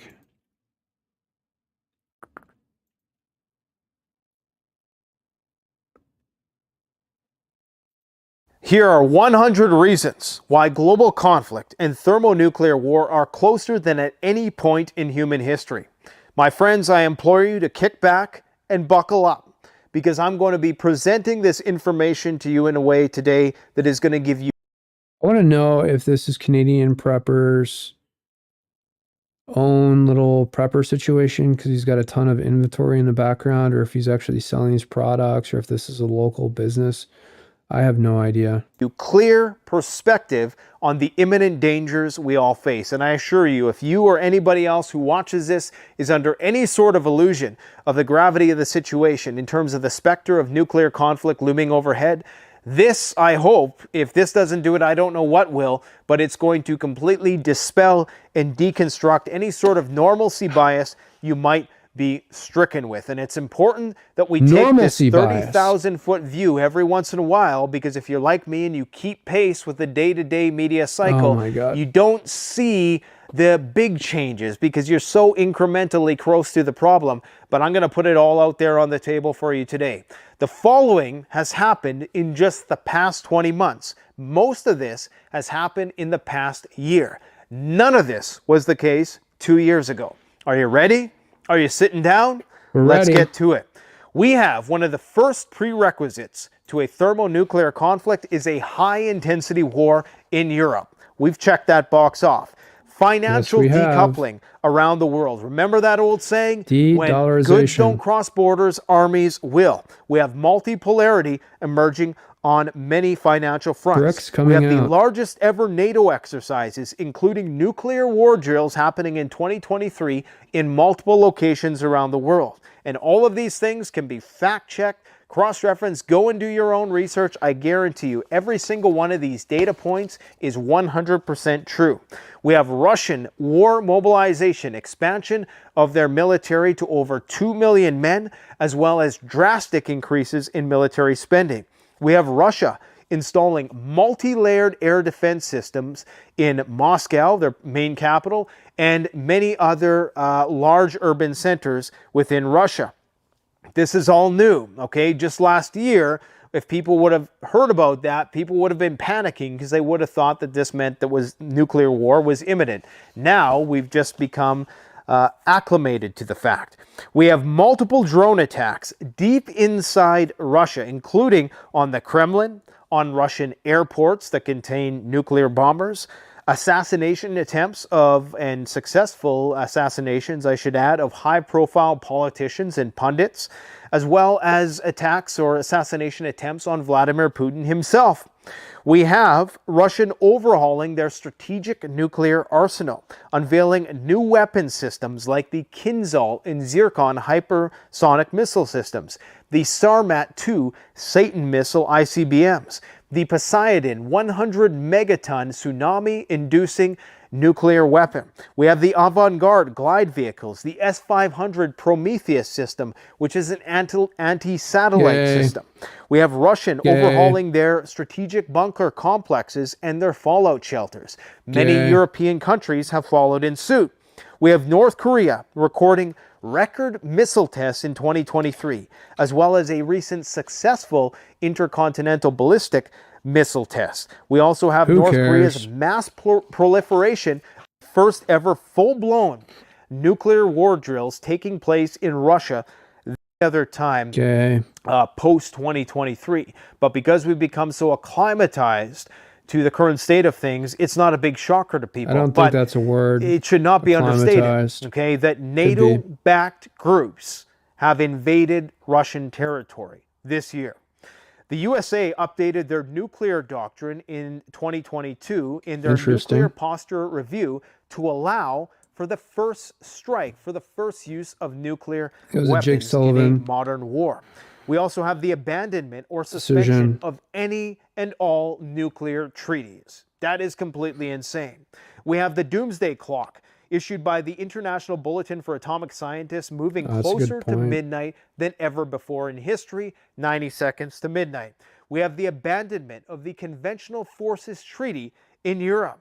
We have Germany remilitarizing the Baltics in response to this. For the first time ever since World War II, German troops are going to be on Russia's border. Unbelievable. We have Finland this year inventorying 50,000 nuclear bomb shelters. We have the Chinese militarization ramping up. Xi Jinping urging the military to prepare for war with the West. This is the biggest military buildup in China's history during peacetime. We have the U.S. militarization of Taiwan, Japan, South Korea, and the Philippines building new bases all over the place. We have NATO building a 300,000 strong combat readiness force ready to be deployed in case of war with Russia. We have borders closing between Belarus, Poland, and Ukraine. We have the militarization of the Suwalki corridor, which leads from Belarus to the Kaliningrad exclave, a very strategic place for the Russians. We also have the U.S. military passing the largest... Yeah, that's actually an interesting thing that I haven't thought about. I think that they wanted some access to what they used to call Kaliningrad, which is kind of near Lithuania. And that was a strategic port for the Russian naval forces to, and this is like, you know, back, I think, right around 1890. I'd have to look, you know, you have to pull up the history, but I think they gave back Kaliningrad to Lithuania, but it's a strategic access point to the Baltic. Ever military budget for 2024. However, it should be noted that this does not factor in inflation, but when you factor in the spending that has been given to Ukraine that is outside the defense budget, then it starts to look pretty bad. We also have the largest ever NATO cybersecurity exercises. Now, this is critical. NATO cybersecurity, I think they did this with Sparbank in Russia. I'm sorry, it's a NATO thing, so they didn't do it with Russia. I'm an idiot. They did the WEF with this Sparbank or whatever in Russia before the Ukraine conflict broke out. But this is interesting that NATO did its own little cybersecurity symposium or simulation, and that shows you that something is near. And they're going after a lot of these industrial control grids, specifically what I've constantly pointed to, which is these programmable logic controllers, PLCs. And these are basically like the pieces of firmware in these industrial controllers that can be accessed externally through the internet. If you have loose firewall provisioning, hackers can gain access through the internet through port scanning, find these specific ports, and then use certain vulnerabilities that have been exposed. Metasploit is kind of this consumer open source hacking bullshit software you can download, but even Metasploit has the schemas for some of those vulnerabilities. And people are using those, even just amateur, quote, hackers. I wouldn't classify them as that, but they go in, and there was that, I could pull up videos here where there was an actual, it was crazy, wild. These people were trying to recruit kids out of community colleges to go in and hack the industrial controllers in Russia to take down their critical infrastructure. And I'm sure many of them are successful. And it's like egregious. It's sickening. It's really, really sickening that there was an actual incentive set up to do this and that these people were not prosecuted for doing it. But the fact that he's talking, Canadian Prepper is talking about a NATO cyber simulation is important, because I think what I've constantly harkened back to is I think that this country, a lot of this needs to be exposed for 2024. And we're a couple days away right now, but certainly as soon as possible in 2024, because everything is building towards this election in November. It's very, very important.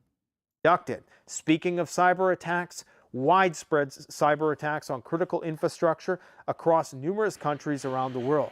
We have all countries, Russia, USA, NATO, North Korea, running nuclear war simulation exercises in 2023.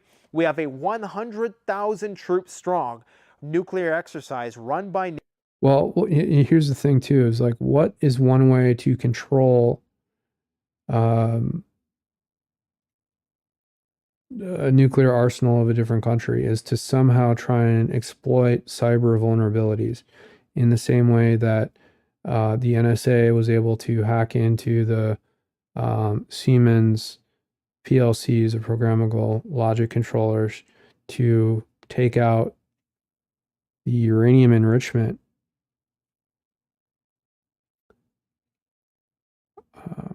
facility in Iran during the Obama administration. And they kind of fit together. And I think that's one, I'm sure that all that stuff is extremely secure, right? It's probably air gapped, it's off the internet. But you wonder if there are some vulnerabilities there. You really do. And you would think that they would try and at least probe to see if they could disable some of the devices associated with launching any of those missiles. That would be kind of like a first line offensive measure taken. NATO called Global Thunder just a few months ago. Absolutely insane. We have travel advisories to Russia and the USA issued quite frequently. We have the Serbian war threat heating up this year. And of course, a possible... Okay. So they talked about the Serbian situation, and we had a bunch of NGOs and the State Department come out opposing what happened there with the populist regime winning the presidency in Serbia. And of course, they're not challenging that election and saying it's unfair. So who knows? I mean, we could have the State Department stage a coup color revolution attempt in just the past week alone. That's exactly what the Canadian Prepper just said. Loading its doomsday seed vault this year. These are all videos that we've done throughout the year. Okay. We have nuclear... So Russia has its own seed vault. I didn't know that. I think there's a seed vault in Norway. Put them in caves. It's all very well organized, administered, automated. Sensors being installed throughout Ukraine by the U.S. government in order to detect if there was ever a nuclear explosion. We have nuclear personal protective equipment distributed and training, I should add, to Ukrainian and Russian militaries, respectively, in 2023. We have increased sightings of Vladimir Putin in close proximity to the nuclear briefcase, as well as Joe Biden. This has become more that's speculative. I think it's always nearby. Visible recently. We're also seeing noticeable increases in NORAD activity, i.e. DEFCON activity, over the USA post-China balloon incident. Then, of course, there was the China balloon incidents. Remember, stratospheric balloons can be used as a deployment system, not only for surveillance, ISR, we have seen those, but also nuclear weapons and EMP. There's been a lot of chatter on the internet that it was some quantum communication device to do surveillance, or it was a way to probe defenses and or see if it was capable of taking satellites out. But there is some evidence to suggest that there was some quantum communication technology in there, and what it was used for, who knows. But it could be, if it was over military installations, particularly bases capable or having a nuclear arsenal, I mean, who knows? It could have been a way to not only surveil, but target those facilities in a way to disable them in the event of an invasion. God forbid, of course. Weapons. We have China's nuclear proliferation goals. They want to achieve parity with the Russians and the United States. We have drastic increases in military spending by all countries in the world through 2024. That's true. We have gunpowder shortages and shortages of conventional munitions. So yeah, this is another interesting point that the Canadian prepper brings up, which is that we have this huge shortage now of conventional ammunitions. And why is that? We're giving everything to Ukraine, and now we're also giving stuff to Israel. And our inventories have been so depleted that it's hard to understand exactly. We have a huge arms industry in this country, but the economy is totally fucked. So, what are they, it's interesting. It's going to take probably 2 years to replenish a lot of the ammunition that was spent in Ukraine, a lot of those shells, tank shells, the missiles that they're giving. Plus, there's also talks now of these drones that the Houthi rebels are flying out to attack commercial ships, vessels passing through the Suez Canal near Egypt and up in that Middle East area from Yemen. Those drones are, a couple $100. And then the missiles that the U.S. Navy is firing are upwards of $2 million a piece. There are talks that some of the missiles are $200,000. Regardless, you can see the cost benefit isn't working out, and there needs to be a different, more economically viable solution. More importantly, whenever you want to disable an adversary, you want to go after the head of the snake, right? So you'd want to send a team in of Navy SEALs to start taking out the leadership in the Houthi rebels. But we don't have the willpower. And why is that? Why isn't Biden doing something about that? There's several options available to him, not military force, but even diplomatic actions. Not necessarily sanctioning Yemen. He doesn't want to do that because he doesn't want to piss off his pro-Hamas, anti-Israel voter base. If I was Biden, I would try and do it diplomatically by offering carrots in the way of certain incentives to Yemen to mitigate this Houthi rebel thing. But the other thing is Yemen, it's always been a rogue state that will only take orders from the State Department, from the U.S., if certain things are set up and they're making money or something. And, it's like, why isn't Yemen obviously wants the Houthi rebels to exist. And I think you need to find out why. Because they're going to continue, because they obviously want these rebels sending those drones out. Maybe they want to control oil or something. I don't know. This all increases. Maybe they're sponsored by Russian proxies. And the drones are delivered by arms dealers or brokers associated with Russia. This is the likelihood that countries will resort to the use of nuclear weapons when they have no other option. Probably Wagner mercenaries that have been converted. We have the European Parliament declaring Russia a terrorist state, and Vladimir Putin declared a war criminal by the International Criminal Court. That data point alone would have likely elicited a lot of fear just a couple of years ago. Nowadays, no big deal. October 7th happened, okay? Attacks on the Israeli Dimona nuclear facility. Yep, big deal. Okay, I haven't heard about the attacks on the Israeli Dimona facility, so let's hear about that. From numerous belligerents, including the IRGC-backed militias, the Houthis, and Hamas, who frequently threaten to attack Israel's nuclear facilities. Now, Israel has something called the Samson option. If they perceive these wars to be an existential risk, they will utilize the nuclear option. And right now, in the past 48 hours, the defense minister, I believe it's Gallant, said that they are facing a war on 7 fronts. And 7 fronts: Lebanon, Gaza, Syria. And they've used a lot of ammunition already. And quite frankly, I don't know how they're going to have enough.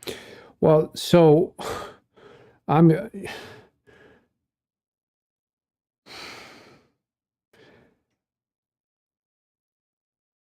it's ammo to fight all the people that they're going to need to fight. We have numerous. I mean, it might come to a point where you just move Israel, move it to Africa. Drone attacks on without using nuclear weapons, that is. Numerous drone attacks. But this has all been prophesized that a lot of the pressures will culminate in Israel. So on Russia's nuclear triad, okay? This data point alone should have brought us to in the area of Armageddon in Israel. The brink a long time ago. We're talking about attacks on Engels Air Base, the destruction of nuclear-capable bombers, warships, and submarines. I think that's an exaggeration. I haven't heard that. The deployment by Russia of MiG-31s armed with nuclear-capable Kinzhal missiles to the Black Sea, all new in the past few months. The collapse of the grain corridor. People forget that. I mean, it's so easy to forget, right? When so much has been happening. Food prices have skyrocketed. Complete even collapse here of the grain corridor. We're in the breadbasket here, and food prices have skyrocketed. The Russians are mining the Black Sea. Russia brought down that U.S. drone last year. We also have the U.K. preparing to send warships into the region to police the grain corridor, if they can make it through the Bosphorus Strait. We have the USA to stop importing nuclear fuel from Russia in 2024. This is why they ordered triple the amount of nuclear fuel throughout 2023, because they know they're probably going to be going to war with Russia in the future, and they got to get that nuclear fuel because it's a special kind of fuel that the nuclear power plants in the USA run on. We have NATO sending. Well, that's actually a good point, where I've heard a lot of maintenance issue with these power facilities. Even the nuclear facility in Red Wing, which is somewhat close by, they had to shut down, but they didn't want to tell anybody. So for 3 weeks, and finally the mainstream media here, the local news, came out and said that there was an issue with like a water pump. I can't remember exactly what it was, but it was kind of like a minor maintenance issue. If you think about the fact that this is a nuclear power facility that should have backups of backups of backups of everything. So 4 parts of everything in the event that something goes down. And, you know, they can't even get parts. And it provides power for a huge number of people. And apparently they had some redundancy, so they were shifting and routing different power sources. But, you know, there's so many you know, things that should not have happened that actually did happen. And the biggest thing is that they weren't transparent about it. Patriot missile systems, HIMARS, tanks, nuclear-capable F-16s and long-range cruise missiles, as well as Well, so that was a huge escalation, sending F-16s. I didn't even know. I knew that Zelensky came to Congress asking for them during the summer. I was unclear exactly of when they were delivered. I didn't hear anything, and maybe there was a bunch of articles about it, extensive reporting on it. But that also seems like it was kind of slid in.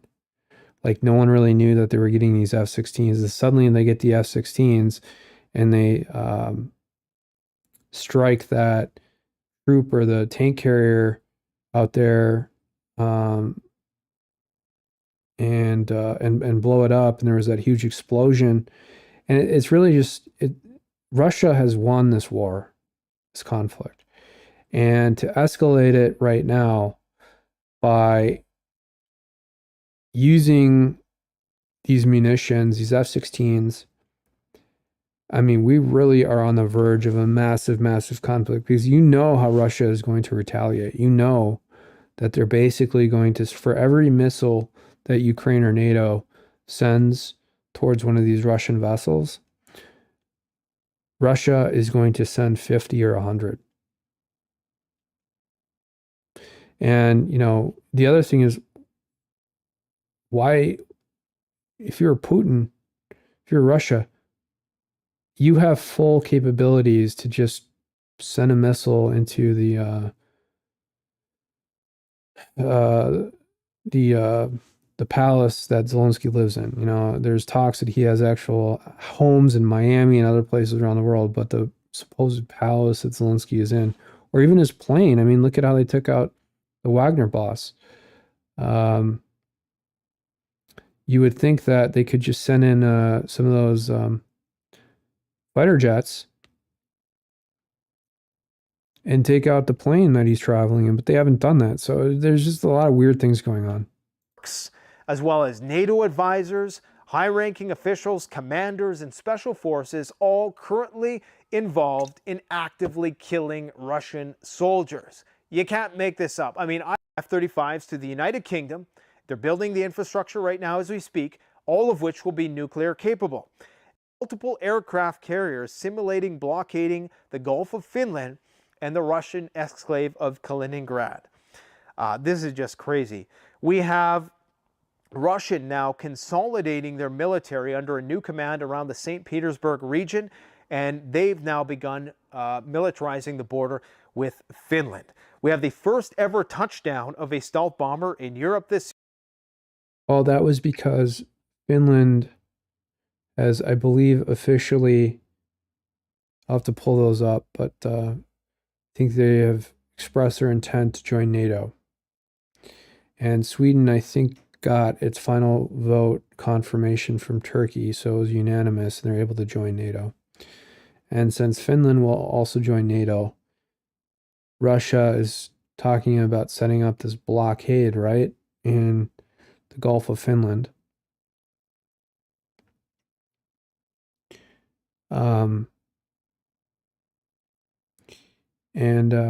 It's a big deal. It's a big deal.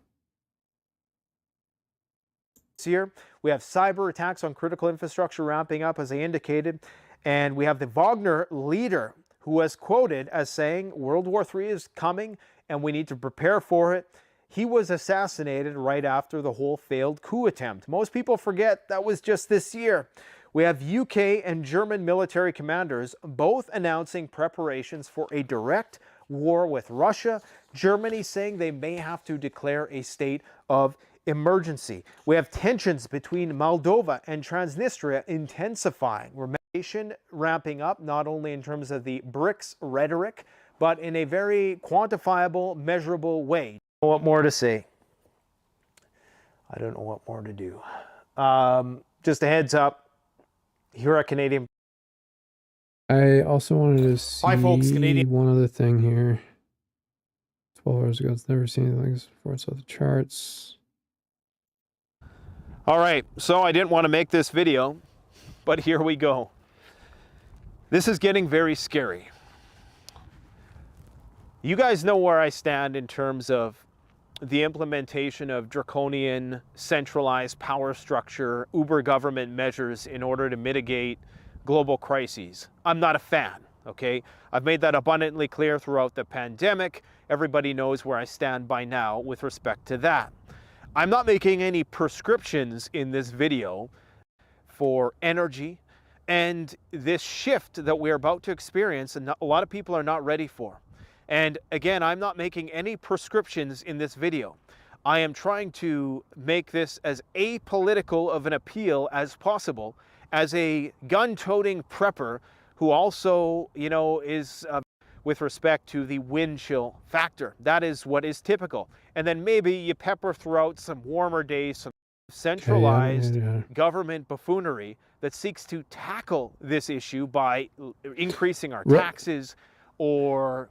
So Canada's already been captured. It's a conquered corralling us all into 15-minute cities or any nonsense like that. Okay, I understand the dystopian future that we all fear as self-reliant. So, you know, someone who has a healthy persecution complex, I find a lot of this to be exaggerated. Individualistically minded people is being confined to a certain cordoned off region of a urban metropolis, which is you know, high-rise. There is something happening though, and people can feel it. And we own nothing, and we're all supposed to be happy about it. That's probably I don't think for it's 90% of the population. Again, I think that's already been destroyed. That whole doctrine coming from the WEF that we're going to have some sort of like centralized government come in, and that everything will be taken from everyone, and that we'll have to live under the CBDC, the Fed coin or whatever it might be. It's all kind of exaggerated. I know they're trying to bring it in slowly, but that's how these institutions operate. It's going to be very, very slow, and then suddenly you're going to have like a massive change. But I think some of this is exaggerated. And with respect to the WEF, that's been blown to pieces. That's been blown to pieces. If you just read the that's why I read the comments in all these articles, because you'll have a senator who's, you know, in the back pocket of a billionaire, like someone who's involved with the WEF, Amy Klobuchar, say something in order, basically a mouthpiece for the WEF, Amy Klobuchar is, or some of these billionaires like George Soros. And you read the comments and they're completely contrary to what, and they expose exactly the underlying, the back channel communication, all that bullshit. So I think people are awake, and this whole doctrine that Klaus Schwab or whatever that's been fully exposed many times over has been utterly shattered. So I don't think we'll ever get to that point, actually, and that's a very positive outcome. It's not going to work for preppers and survivalists. However, we need to, at some point, acknowledge the obvious. And I also want to say that it's important to be vigilant as well, and not necessarily say that something is going to be, you know, you got to view it from a probability scale, but it has been shattered. That's the point I was trying to make. In the room, that this can be an apolitical issue. Unfortunately, with the left, they always come with some sort of prescription on what you have to do. You have to start, you know, lowering your carbon footprint. And of course, we're always being told this by people who have immense carbon footprints, right? Hypocrites. And on the right, any attempt at even acknowledging the fact that this is kind of an echo chamber. I want to hear some original views from Canadian prepper, not continuing to echo other people's statements. Something is happening is viewed as some sort of communist ploy to take away our typically require more energy use. You know, I really don't think it's a left issue overall. I think that it's really both a left and right issue. I think if anything, we have these sort of rogue or independents or even libertarians that are kind of like opposed to all this stuff, but it's really a left and a right issue because they're all in this together. And it's all this using each other to basically create the same outcome, to making it appear like there's resistance or a challenge to whatever is actually being implemented, when in fact it's being used to distract you and make you think like there's a challenge when there isn't. And we call those people rhinos, of course. Because it's colder, so we need more energy to keep our homes warm. And by no means am I saying that we need to have a smart grid that regulates how much energy we use. I'm not making any prescriptions. In fact, I'm quite cynical about our ability to do anything about it. I believe that there's going to be an economic contraction, there's going to be a material contraction. Well, that's very easy to spot. Very easy to spot. Speaking of economic contraction, you know, I haven't watched The Uneducated Economist in a while. And I was kind of nasty to him when I found out that he was pushing gold products without actually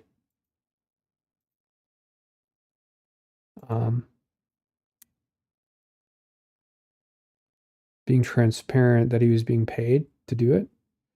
And I was actually trying to help him because I didn't want him to get in trouble. And it worked, actually. So I'm glad I was able to help. But I didn't mean, I actually like listening to his stuff. So let's watch. Just, this is the latest. Good morning, everybody. Uneducated. And The Uneducated Economist, Simon, he does these little videos from the car, either in his driveway or in the parking lot where he works at a lumber yard. And wow, 132,000 subscribers, 10K views. Wow, that's a lot. Simon probably is very wealthy. All right. So this whole act of wearing clothes like this and working at a lumber yard, you can never be completely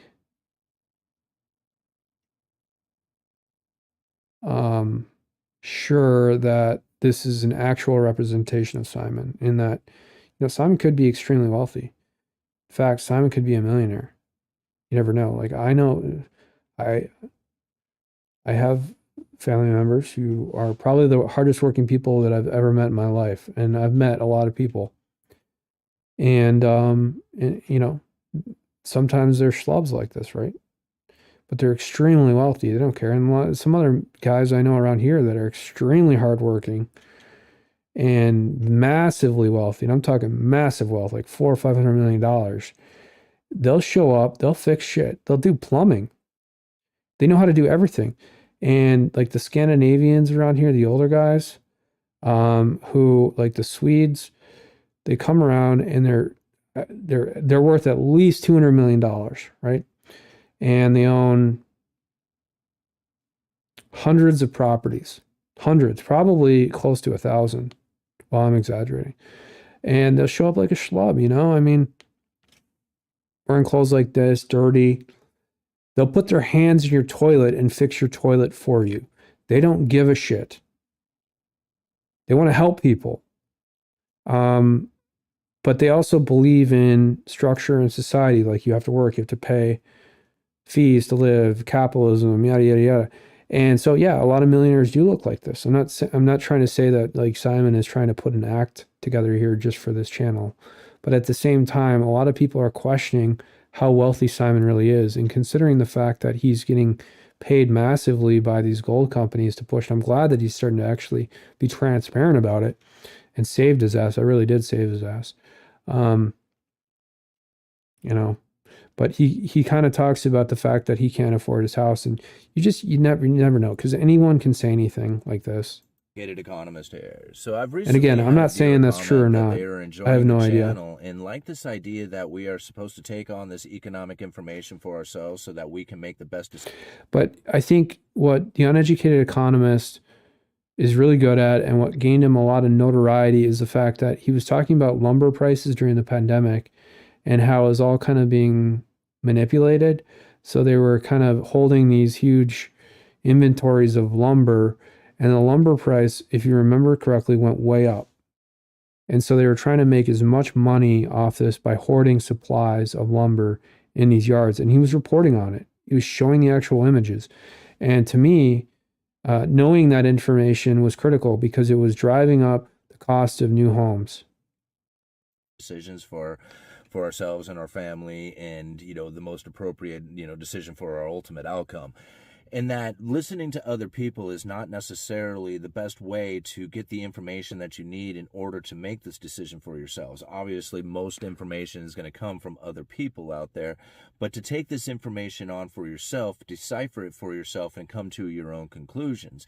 And a lot of times when people hear me say that, they're like, what do you mean by this? Like, give us some examples of what it is that you even mean by this, internalizing this information for yourself so that you can, good Lord, some people just can't speak, Loving. Anyway, make the best decisions for yourself when you decipher all this information. And a lot of times when you are... The other thing I do like about the uneducated economist is whether or not you believe it, it doesn't appear as though the uneducated economist is using a script when he's talking. This is just direct stream of consciousness. And for live streamers and stuff like this, I think that's really important. We could have teleprompters up here, iPads or whatever, that have certain scripts. And maybe that's important if you really want to make sure you're focused on one point or you have a narrative. I know Tucker Carlson does that, but that's kind of a trained thing from working in mainstream media for many years, and that works for him and people like it. But for live streamers, I think, the reason that a lot of people like it is because you get direct information and it's not overthought. It's not condensed into a form that doesn't have authenticity in it. It doesn't have truth in it.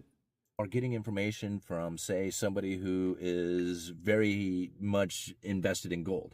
You're going to get negative outcomes. Uneducated economist talking about gold again. See, whenever he starts wavering from lumber, I wish that he would just focus on lumber. Federal Reserve, and all positive stuff from like the idea of gold taking over as a new world reserve currency or replacing the dollar and moving back into a world reserve currency. I don't think having gold as a reserve currency is the answer either. I know that was the original way our banking system was apparently established, where you could literally go in and call in your gold and you could get that amount given to you.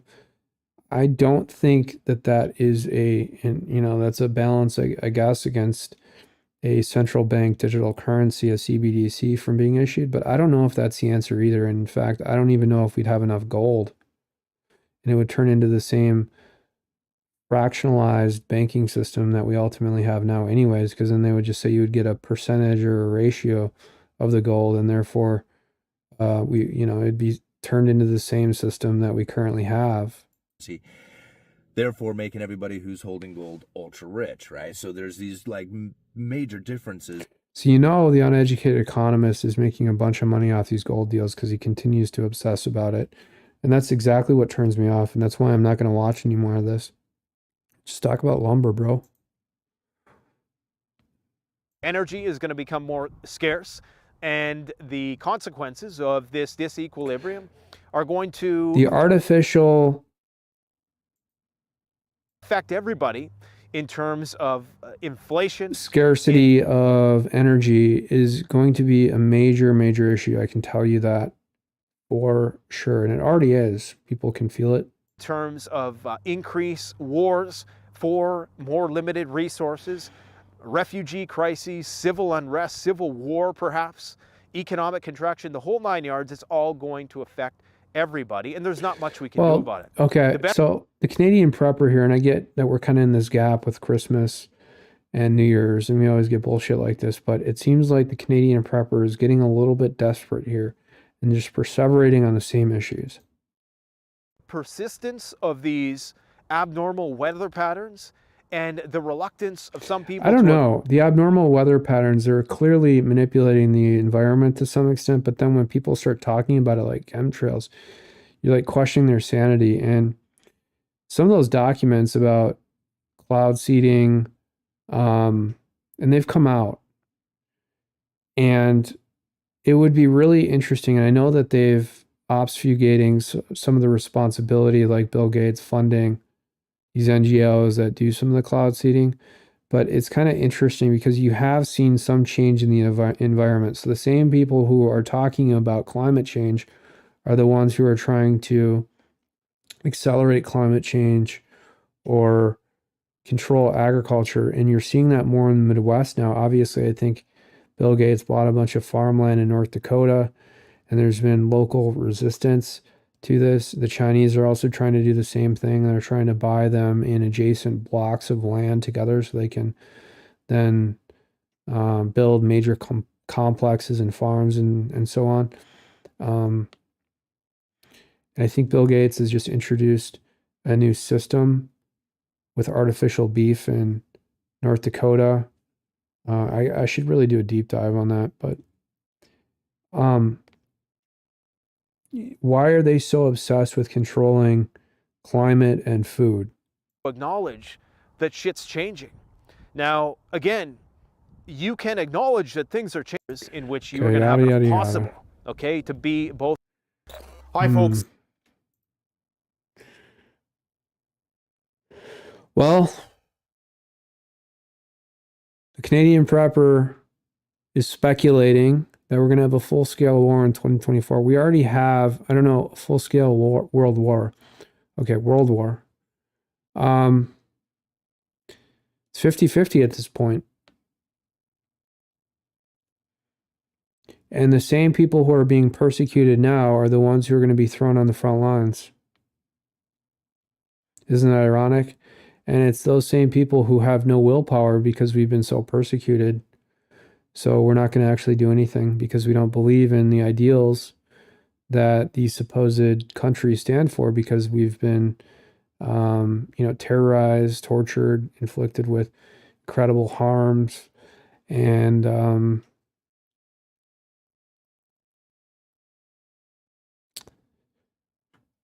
yeah. All right. Wow. Went way too long tonight.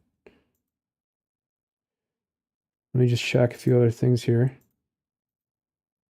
Oh, here we go. We got some Vivek stuff. Let me pull this up. I like to organize everything. Let me build a folder structure here. Windows sucks. Why Windows do you suck? I want to create a folder here, you motherfucker. Create folder. Oh my God. Okay, so this is like a minor issue. You have to put your mouse way over to the right to find the little pixel location where you can actually right click and then do a new folder in Windows when you're saving something directly from the internet and you're kind of cramped for time like I am right now. So hold on, 12:27. I like to be organized. I don't like to just bulk throw everything in a folder. Pull this up now.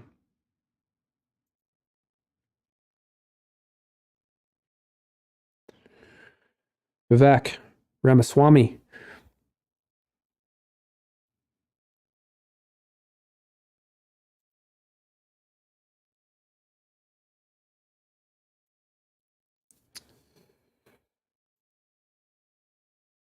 If you had have told me nearly 3 years ago when I was just the CEO that January 6th was an inside job, I would have said that's crazy talk. It's not.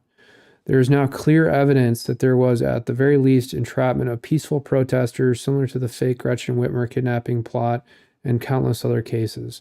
The FBI won't admit how many undercover officers were in the field on January 6th. Capitol Police, on one hand, fired rubber bullets and explosives into a peaceful crowd who they then willingly later allowed to enter the Capitol. That doesn't add up, and the actual evidence turns the prior narrative upside down. If the deep state is willing to manufacture a, quote, insurrection, unquote, to take down its political opponents, they can do anything. Once you see it, you can't unsee it. Now, Peter B says Vivek needs better security, and the fact that this statement isn't absurd says a lot about our country. It does. Keep doing what you're doing, but be careful, bro. And then prayer emoji.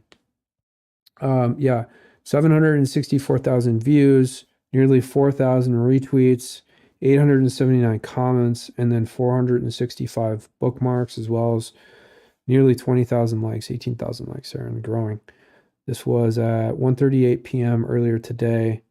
I feel like Vivek said something similar a couple days ago, but you see how they're kind of like iteratively building, because they know, they have documents, they've seen everything, they have inside information, they're passing stuff around between each other. They're iteratively building up this narrative because they know that January 6th was an inside job, that they falsified and fabricated evidence. They probably made statements that are on par with, quote, the most believable false information, stuff like that. I got to be careful with what I say here, but clearly the security was undermined on January 6th. Everyone knows that. And anybody who exposes that is immediately indicted with, I don't know, maybe 131 charges, maybe 130 charges. Who really knows? But again, the people who really know what happened are persecuted, they're destroyed, their families are targeted, they're stalked. And this has been, of course, my life for the past 10 years, but it certainly accelerated after January 6th. And if I make any statement that acknowledges some of the information regarding how security was undermined, boom, they'll come after me. So I got to be very careful. But yeah, Vivek is right. And it's not just the FBI and Capitol Police that had informants and had basically agents in the crowd that were agitating. We're not just talking about what's that faggot's name? Sorry, what's that fucker's name? Dude, I can't believe I'm forgetting his names. J6 guy who I can't believe this. Ray Epps, that's right, Ray Epps. We're not just talking about Ray Epps. We're talking about other people. It was an inside job, okay? I'll just say that. And let me pull this other banking crisis situation down here.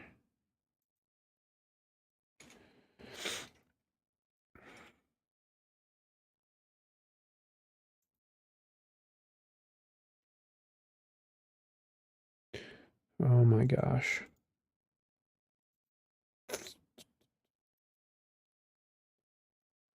Vivek.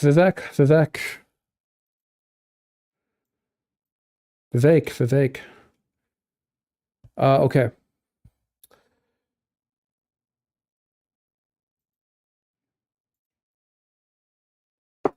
Banking crisis incoming.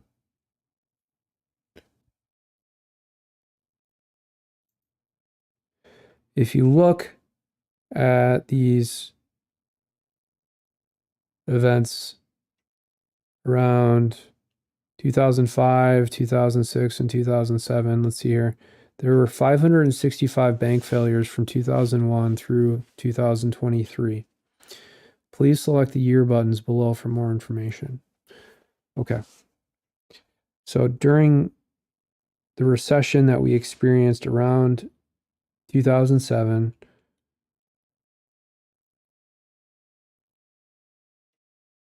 total assets in millions, so $373 billion is the green assets line, and then we have bank failures as the red line. So if you take this to 2008, we had 140 bank failures, and in 2009, we had 157 at the peak bank failures. And then was it Paulson, who was the Treasury Secretary at the time, who I believe worked at Goldman Sachs.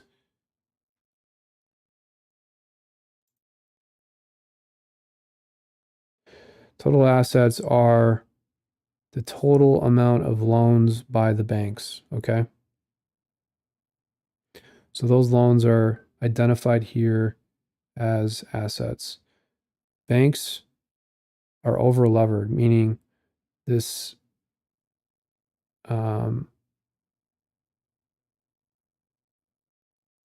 fractionalized lending practice that banks have engaged in is coming to an end. They don't have enough money to cover all the loans, all the deposits. They're over levered. Now, if we take this all the way, okay, deposits are liabilities. Where are the deposits line here? Oh, it's over here in the, right?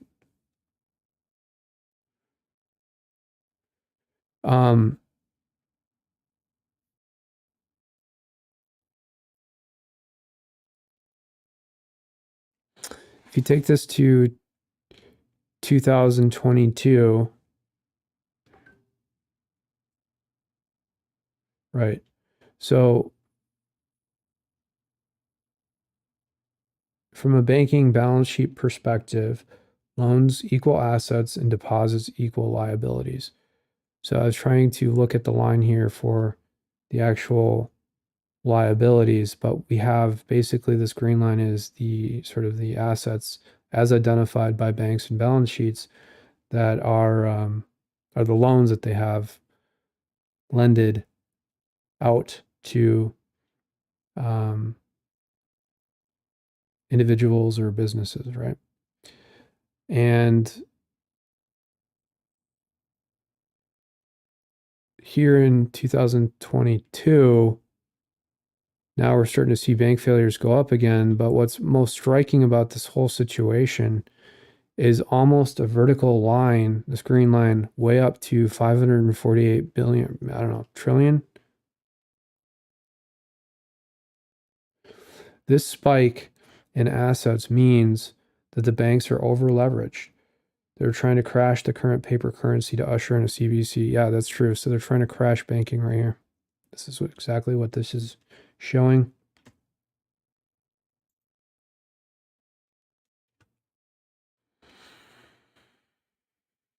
This number is going to skyrocket probably in 2024 and 2025. You can see the difference here in 2008 between 2022. I mean, it's just astronomically, exponentially increased. It's skyrocketed.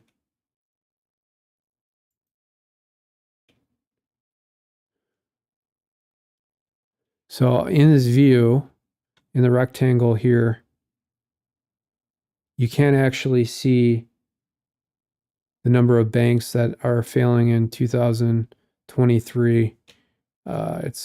There's actually more banks, apparently, is what I'm hearing. Now, how is this connected to this Black Swan event? And I want to play this video here.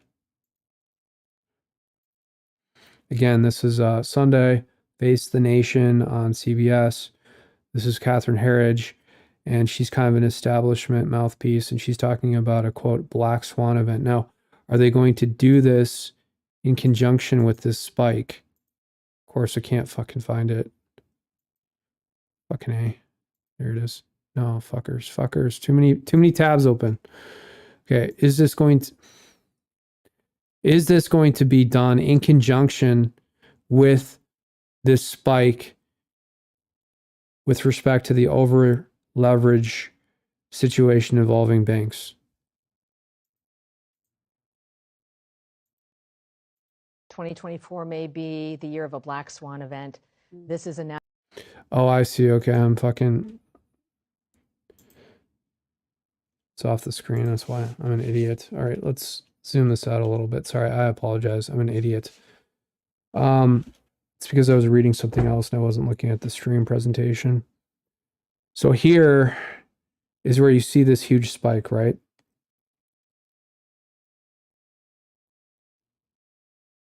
And you see this going way up, skyrocketing to the moon from the cryptocurrency slogan.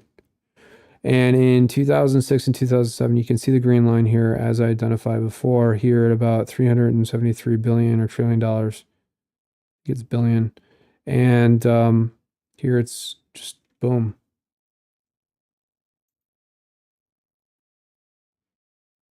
Okay. So how is this connected to this quote black swan event? Are they going to use this to bring in a CBDC? Let me see if I can. I'm the producer and the streamer, so I have to multitask, get things set up here. Okay, let's talk about Catherine Herridge, and let me set this up a little bit. So Herridge has been Defense Department and a Pentagon inside reporter for 25 plus years. And she was at Fox News forever as the DoD Pentagon reporter. Fishy, very fishy that she's now predicting this black swan event. And you know, if Alex Jones were to do this, he would be called a conspiracy theorist, which he's constantly called. But Herridge can get in here and predict things, and it's not really a prediction when you're getting this information directly from the Pentagon. Something is very, very fishy here, and they're looking for catastrophes. They're looking for crises to usher in this CBDC. You know, that's what it looks like based on this over leveraged situation with banks. Let's play this again. I played this before this morning, like 3 times. 2024 may be the year of a black swan event. This is a national security event with high impact that's very hard to predict. Okay, so you notice she's practiced exactly what she was going to say there. It's going to be a national security event that's difficult to predict. I want to play that Of a again. black swan event. This is a national security event with high impact that's High impact. What does that mean? What are they going to do? Are they going to try and take down the power grid or the internet and then require American citizens to use their financial product or their identity system in order to continue to operate in regular society? very hard to predict. There are a number of Very hard to predict. Very hard to predict. How are these reporters able to predict it in the first place? I thought that wasn't really the job of the mainstream media. Interesting that they're saying it, characterizing it this way. concerns that I have that factor into that. Not only this sort of enduring heightened threat level that we're facing, the wars in Israel, also Ukraine. And we're so divided in this country in ways that we haven't seen before. And I think that just creates.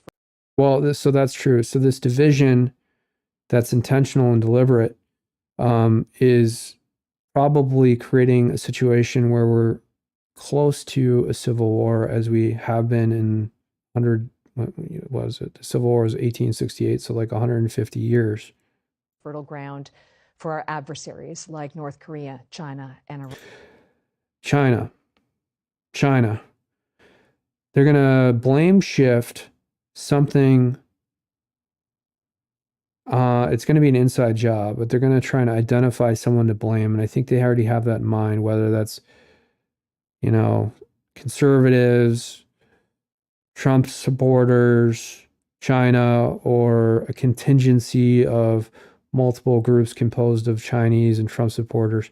They're going to try and artificially shift blame, and they're going to fabricate information just like they always do on some of these parties. But I would be extremely concerned. I would say that if anybody has knowledge or information, start exposing it now. I was talking earlier about Rudy Giuliani and some of the information he might have about 9/11, considering the fact that they're trying to destroy him. They're really, you know, I say this peacefully and lawfully based on what I'm seeing with Rudy Giuliani and Kevin Doyle and the Grievance Committee and what they've done to him and his reputation, his career. It's outrageous what they've done, by the way.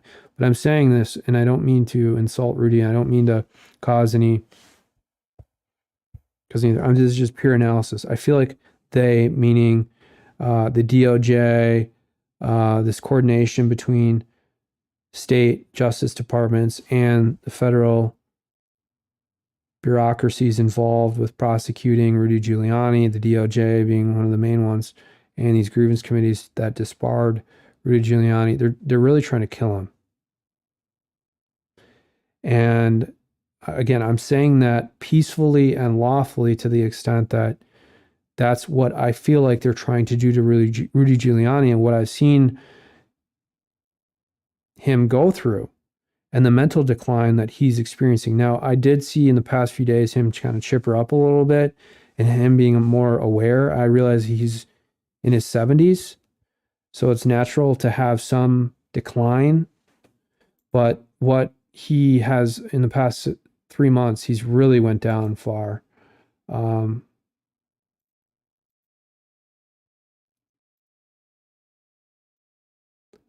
Show this. Let's get rid of some of these tabs.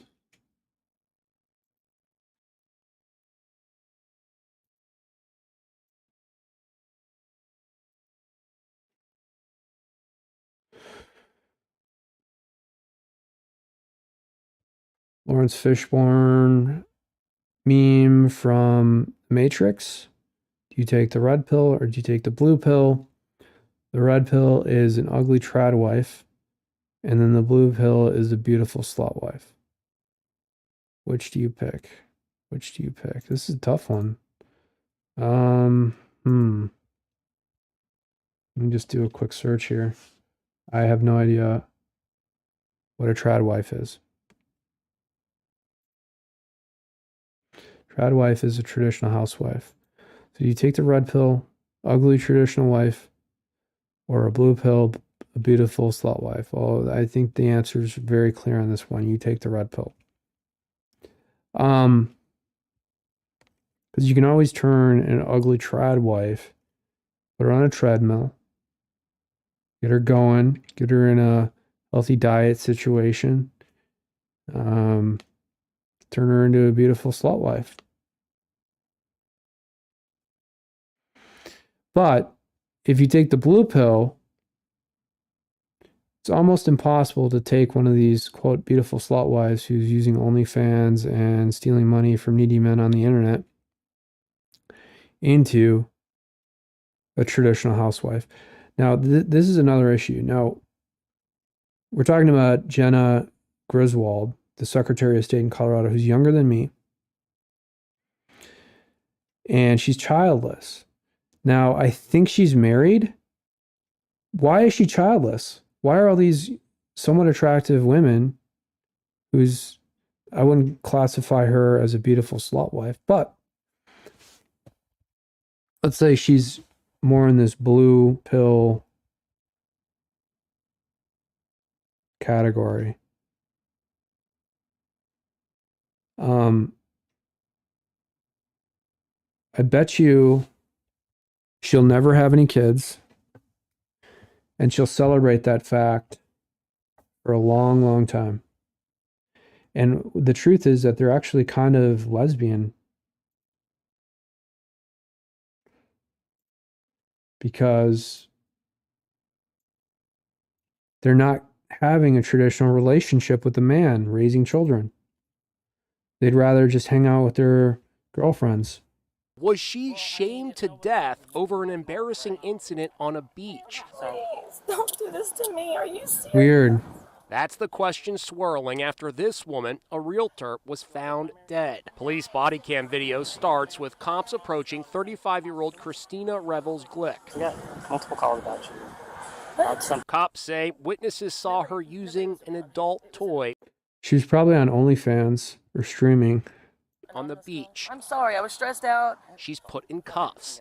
This is ridiculous. What am I being arrested for? Indecent exposure. She says she thought she was by herself. A family saw it. They had kids. Oh my God. Oh my God.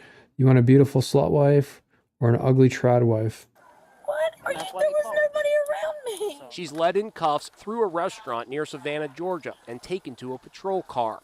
The incident was reported on the Smoking Gun website under the headline, "Woman Busted Oh my for God. Pleasure." I forgot about that website, the Smoking Gun. That's been around for a long time. I don't even think they've changed their UI. Session on beach. She was said to have gone on. Remember Paris Hilton or Perez Hilton, the guy, the blogger? I don't think maybe he has changed his website. Where did he go? He's been memory hold, hasn't he? a downward spiral following the report and ended her life. According to the coroner's report, the cause that's of too death sad. was gunshot wound to the head. Oh no. Oh no. Oh God. What happened here? What happened? Something strange. I mean, I guess the official report probably is that she, unfortunately, and God bless her, committed suicide.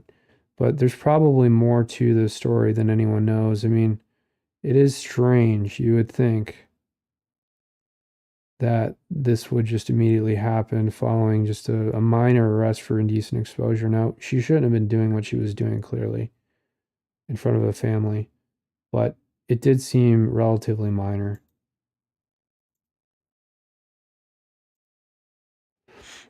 It's a sad story. Let me share this one.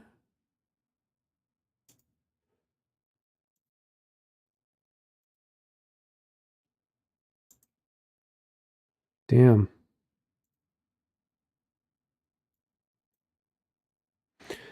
President Xi announces China will, quote, surely be reunified with Taiwan as global tensions escalate. Yeah, I've heard chatter about this as well. And then there's another part of the headline that says it's, quote, irresistible. And then there's a picture of like one of the Chinese F-16s and then a naval ship firing some missiles, and then a picture of what appears to be President Xi kind of stressed out or tired. Usually he's a little bit more composed here. They're planning this invasion of Taiwan, and that's probably going to happen in 2024 as well. I mean, I'm definitely making that prediction here. I've made that prediction before and I was wrong, admittedly, that it was going to happen a few months ago because of what I was seeing take place with the military buildup in Taiwan, and then they had some embassy stuff with Japan because they're all quarterbacking it through the embassy in Japan. And they had a bunch of Democrat governors go out there as kind of cover for some economic exchange or relationship with Japan, but in actuality, they were planning out how to counter this invasion with Taiwan. And that's typically how they do it because, Governor Walz from Minnesota, who is heavily involved in the National Guard in Minnesota and like the regional command of the National Guard, because they're trying to turn it into a more of a federal force, even though it's operated by individual states. I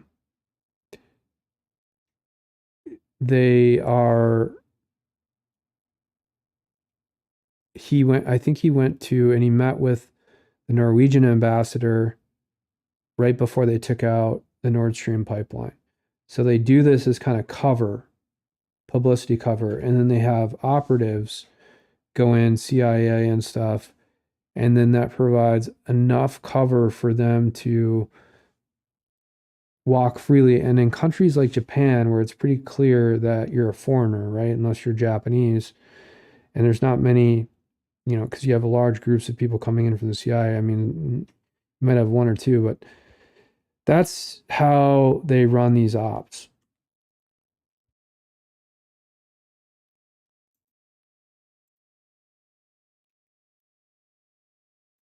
Okay. I got to get rid of some of these tabs. Sorry.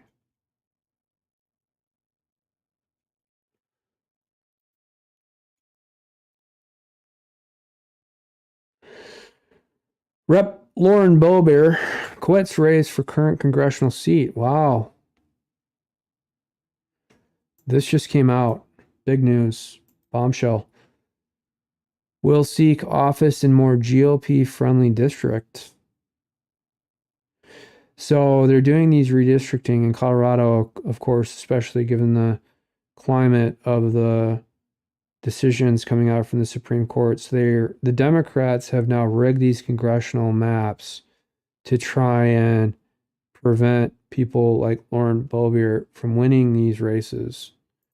And she's figured this out, and she's trying to find a different district. So she's changing her home to fit in that district right now to qualify for the race. Rep. Lauren Boebert, Republican, Colorado, announced Wednesday that she will no longer vie for her current congressional seat representing Colorado's 3rd District and instead run for office in the more Republican-friendly 4th District. Okay.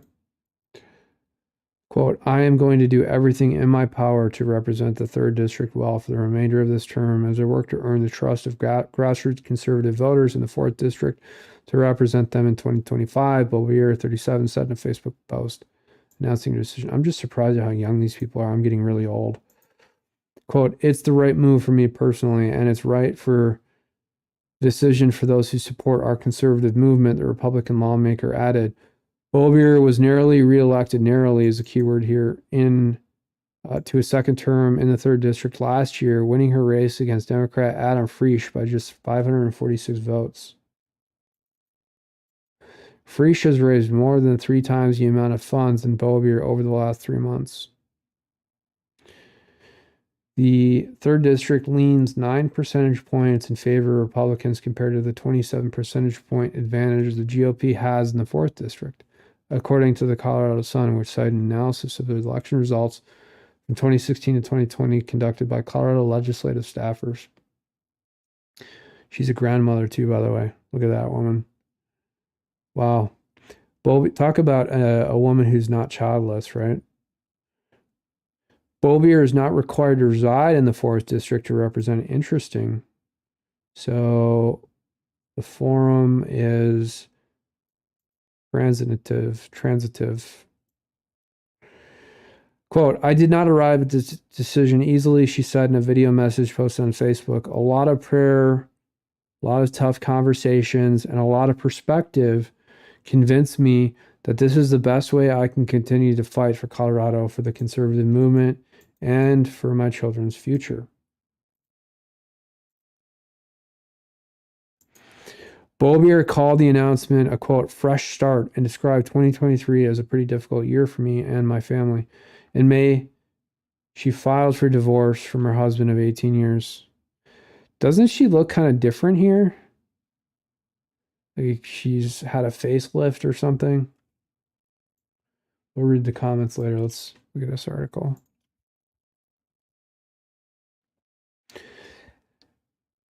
Oh, wow. So this just came out too. Nikki Haley slammed for not mentioning, quote, slavery as cause of the Civil War in word salad answer during town hall. What does this tell you? They're priming the pump. They're doing some predictive programming for the coming Civil War in 2024. That's the only thing you can kind of surmise from this. We'll read the comments later, so let's watch this.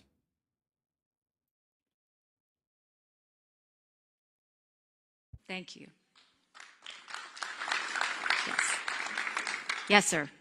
Thank you, Ambassador. Thank you. Please, what was the cause of the United States Civil War? Guy sounds drunk, doesn't he?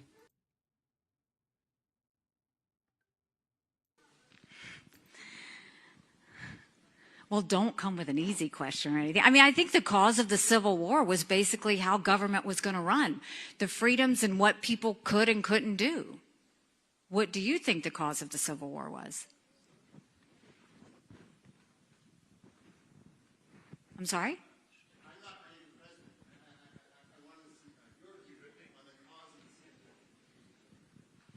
I mean, I think it always comes down to the role of government and what the rights of the people are. And I will always stand by the fact. Okay, so there's no substance underlying her answer already. And maybe she's tired. Give her the benefit of the doubt. That I think government was intended to secure the rights and freedoms of the people. It was never meant to be all things to all people.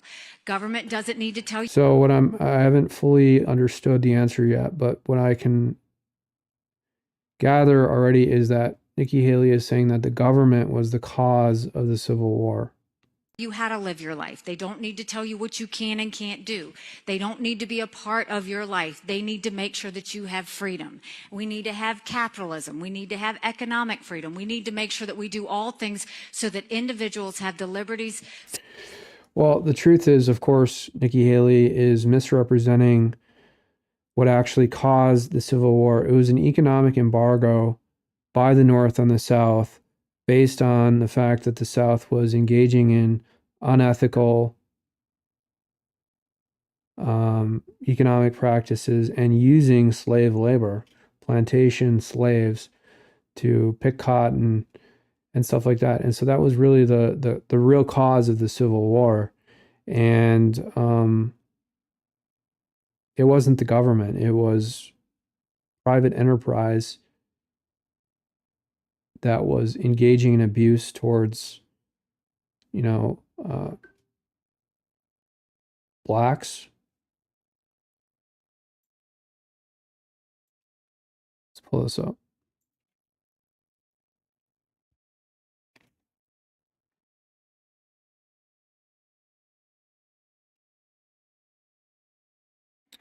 I think this is Laura Loomer. So the headline here is fucking A. I gotta switch views. I gotta zoom out a little bit. Sorry about this.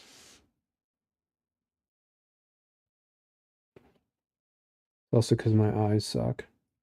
My eyes are terrible. They're getting worse and worse. Okay, so yep, quote, non-confident in a woman being president. Trump ally attacks anchor baby Nikki Haley. This is Laura Loomer. A Donald Trump ally who has been floated for position in the potential next administration on Wednesday attacked the ex-president's GOP primary rival, Nikki Haley, saying the former Trump admin official is a, quote, anchor baby who is ineligible to be president. Okay, Laura Loomer, who Donald Trump Jr. said might be considered to be his father's interim press secretary, interim being the key word there, is one of Trump's latest supporters. Stick it to Haley. She joins Tucker Carlson and others in shooting down reports that Trump is considering her for vice president. If anything, Laura Loomer, this would probably push Trump more towards favoring Nikki Haley as being the VP, even though, you know, she's a dummy.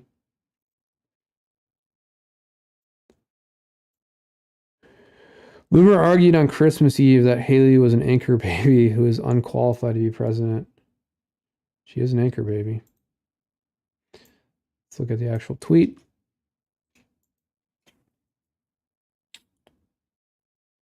I read this originally. I'm not sure if we went through the comments on this.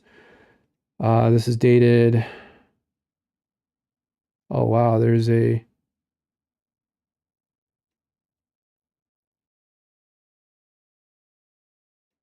The X Twitter rating flag thing came out on this as well. This came out December 27th, so yesterday in the morning. Okay, so the flag here is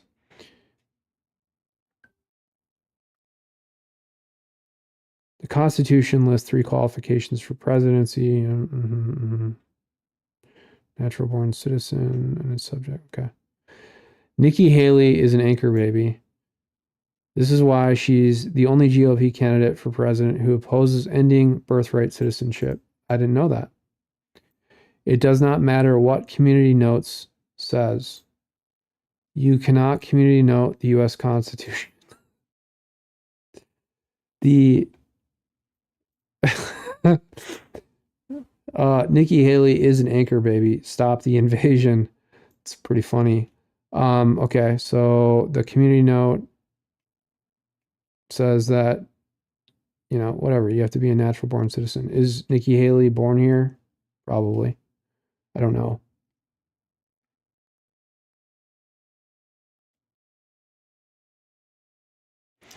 Let's check that out. Okay, so there's another tweet here by Loomer.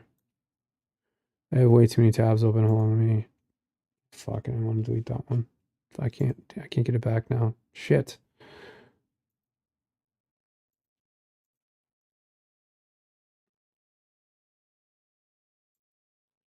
Loomer put this tweet out,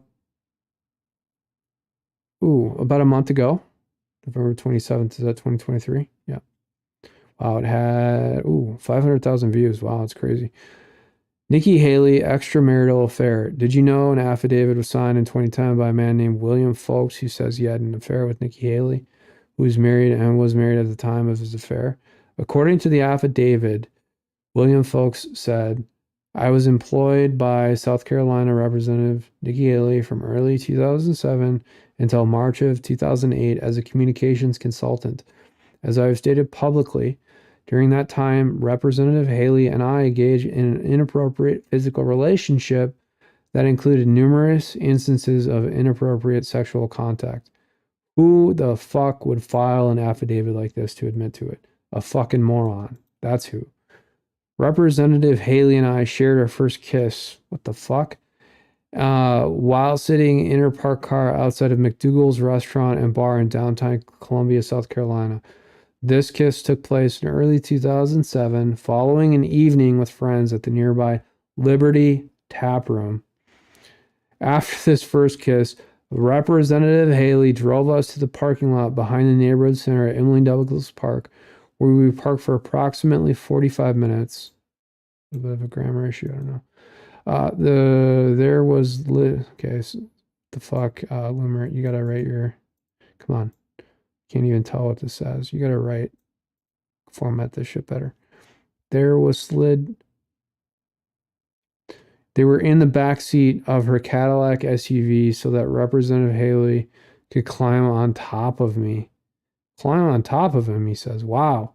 Nikki Haley really is living that girl boss life.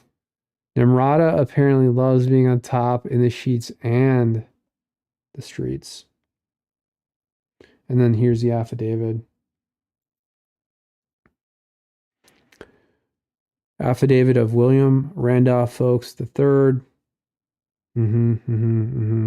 Starts kind of in paragraph 5 here in the affidavit. And then this is, let's see, is this? Okay, so this is the second image here, and it encompasses multiple pages here. I'm assuming this is 2 and 3. And then it goes forward from paragraph 5 all the way to paragraph 10. Wow.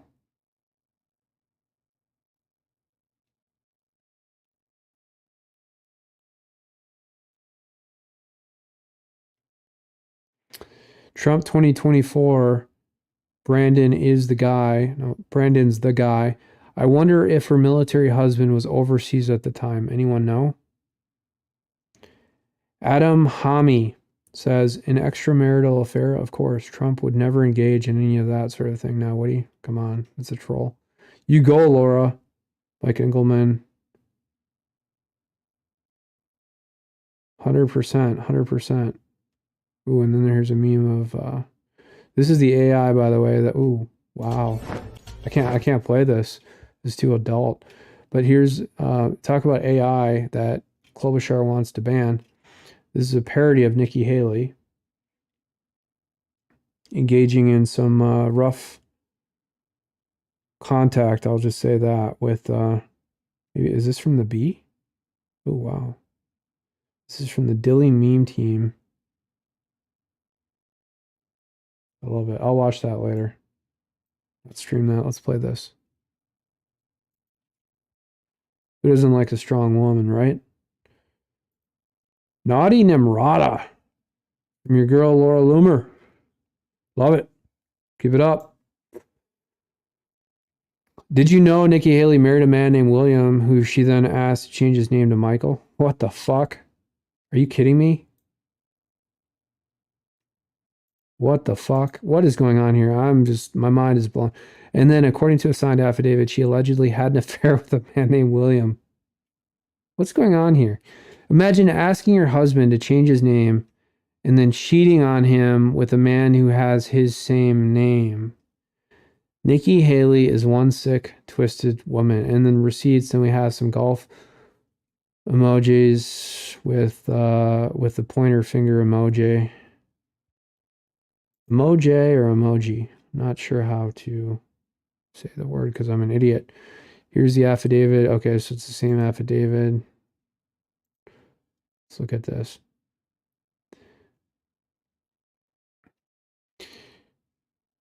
Okay, so this is an article. Don't have the link to the article, but we have a section highlighted here. Though he keeps his hair close cropped and dresses in fatigues most days, he appears more easygoing than his wife, of course. His wife is dominant, which may explain how, in a bit of relationship jujitsu, Governor Haley persuaded Michael Nee William to start going by his middle name shortly after they started dating. What the fuck? He looked more like a Michael, she says. Oh, wow, okay. My mind is blown. Now, this apparently is a retweet of her own retweet. We'll zoom into this. Wow, Laura Loomer has hit Nikki Haley really hard. Sociopathic controlling tendencies of Nikki Haley. This is from November 27. Okay, so this is 400. Along with the signed 2020-2010 affidavit I posted below from a man named William Folks, who says he and Nikki Haley had an affair while she was married to her husband. An old Vogue profile piece about Nikki Haley that I dug up. Well, I don't know. It's on the internet. I don't know if you dug that up. Nikki convinces her husband to change his name from William to Michael while they were dating because she said he looked more like a Michael. Imagine going by one name your whole entire life and then changing your first name just because the person you're dating asks you to. This is very weird, controlling and narcissistic behavior. Aren't you supposed to accept your partner for who they are? Isn't that the whole point of falling in love with someone, for who they are? Red flag, and then the golf emoji. Receipts.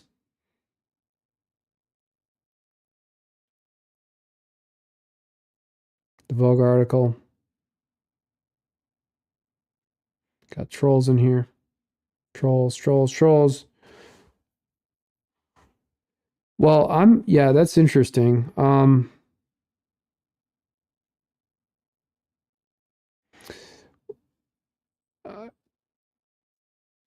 I'm curious why Nikki Haley had to Americanize her name from Nimrata to Nikki. You don't see Vivek Ramaswamy doing that. Changing his name to Victor or something. I don't know. Americanized. It's not even Americanized. It's like English name conventions. These aren't, and I get it that England. So, okay, let's just look historically, right? Like England had ruled India for hundreds of years in this imperialistic push, right? And then you had Gandhi, who resisted the colonization of India. And so if Nikki Haley, whose real name is Nimrata, changed her name to Nikki, isn't she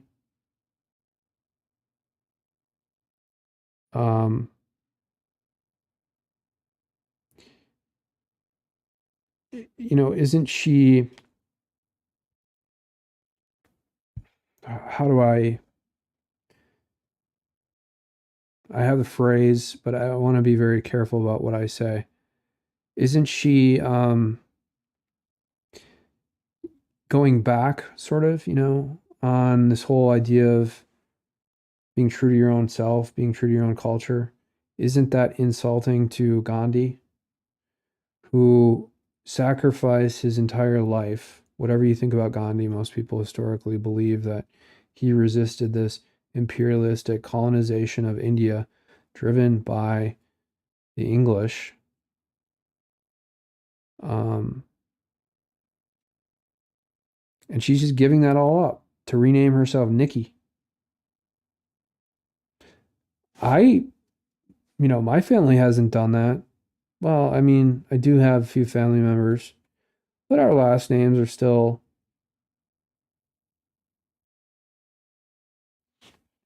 accurate to the family's original origin. We haven't Americanized the last names, And I don't think many families have. You know, what's Nikki Haley's real last name? It's an Indian last name, for sure. Now I get it. She married someone, and, you know, women typically take the man's name. So it's a little bit different. I get it. But to change your first name, which you originally were named Nimrata, and to do that in a way to make yourself more politically appealable, it's not the right word, I'm screwing up, politically likable, appealable to the masses. You know, Bob Dylan changed his name, right? From Robert Zimmerman, Bob Zimmerman, Ukrainian Jew up in northern Minnesota, in Hibbing, in the Iron Range.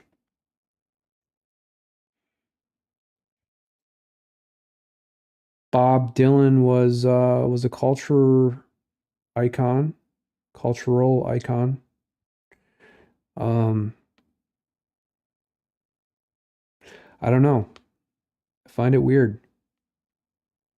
Why? So I'm trying to think more about this. And now it's actually coming to light the more that I actually analyze it internally.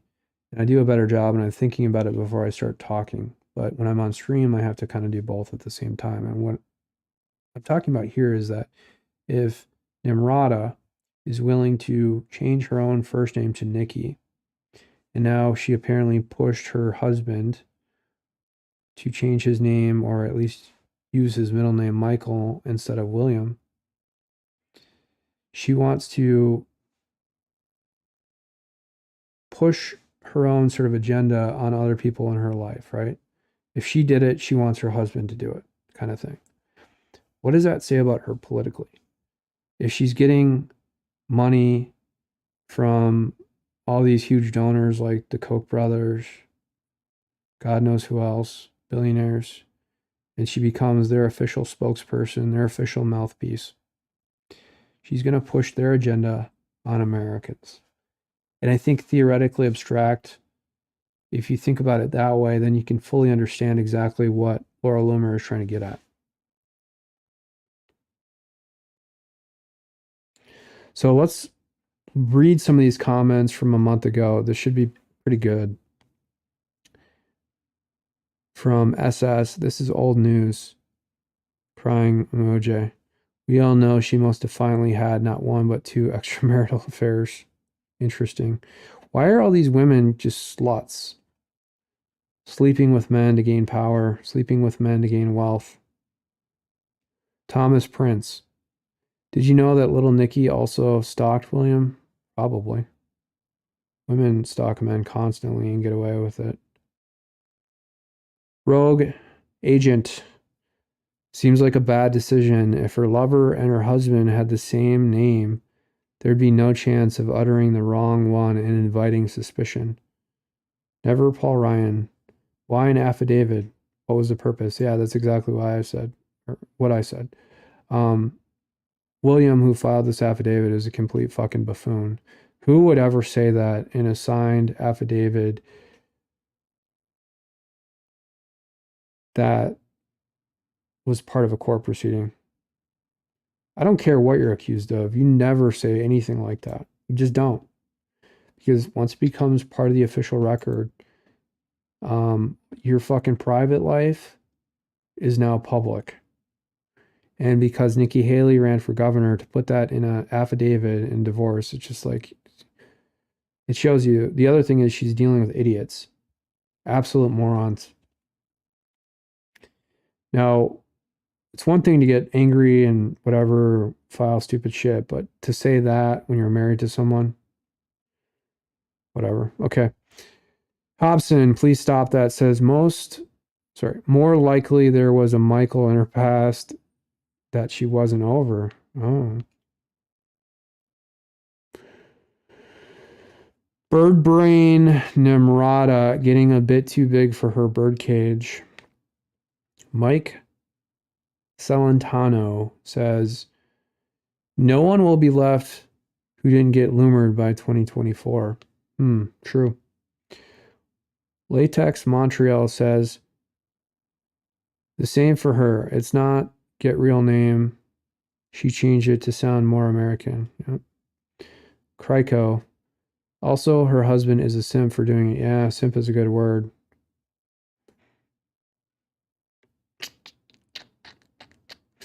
Vegas conservative. I couldn't care less about Nikki. But why are her affairs meaningful, but Trump's aren't? I shouldn't have, I should stop reading these troll comments because let's just talk about Nimrata here. Marson. Vogue is more credible than Laura Loomer, but hit pieces like these are typically trash. See, I don't think so. I think this is really important information. I didn't know about it until now. Here's a good meme here from Vincent Vicious. My wife said I should change my name to Sid. I said no, and then riding a motorcycle.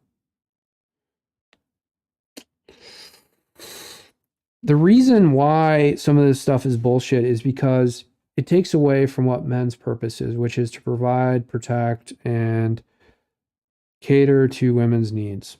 All right. And it creates a situation because men need to be out doing shit, providing for women, and arguing with other people and getting stuff done in a positive, meaningful, peaceful. That's the avenue for men's energies. And men need to be helping women, not cratering and giving in to these ridiculous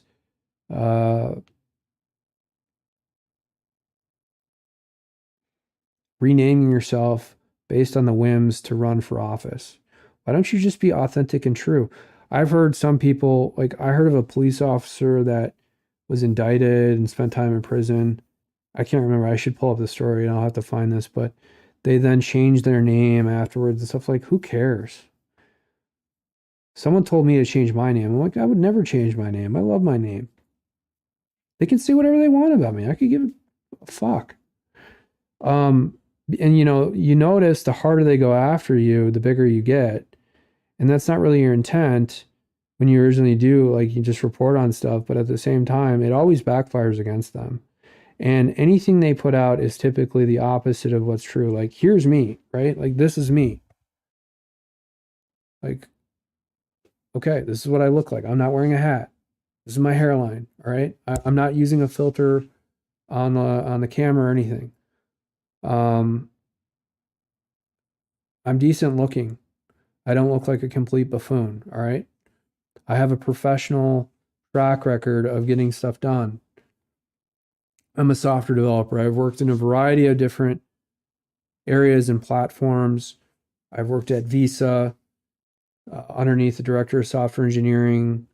I've worked in banking as both a lead software developer and an architect. I've worked as just a regular software developer. I'm not trying to pump myself to my own horn, pat myself on the back or anything like that. I'm just saying that the media and everything that people present about specific people, especially when they're writing hit pieces, is always the opposite of what is true. And as you can see, the people who are actually committing crimes are not being charged, whereas the people who are reporting on it, like if Laura Loomer was a man, she would have already been charged, or some woman would go out and try and get a gag order on her and then try and get her jailed for exposing any of these people. And that's why Laura Loomer is such a useful person in all this, is because she is a woman and she can't necessarily be extorted or blackmailed by the judiciary in these ridiculous kangaroo proceedings. Let's talk about this too. I'm going to pull this link up here.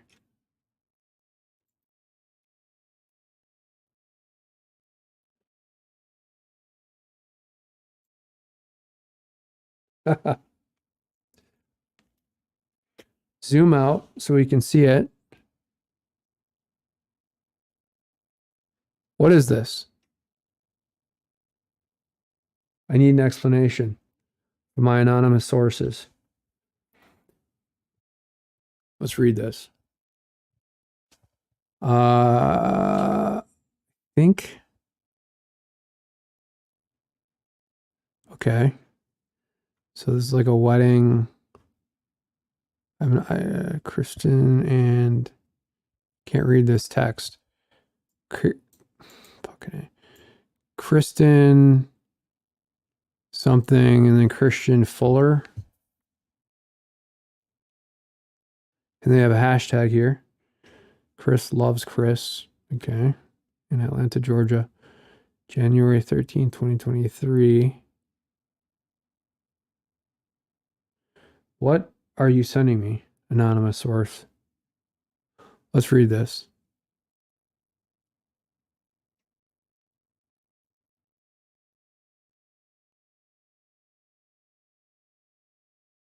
I have no idea, anonymous source, what you're sending me. You need to explain this. I have to close some tabs here.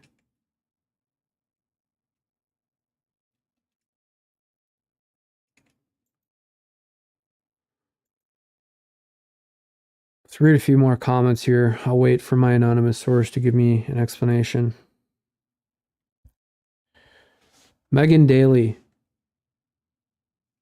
Her tikka masala brings all the boys to the car.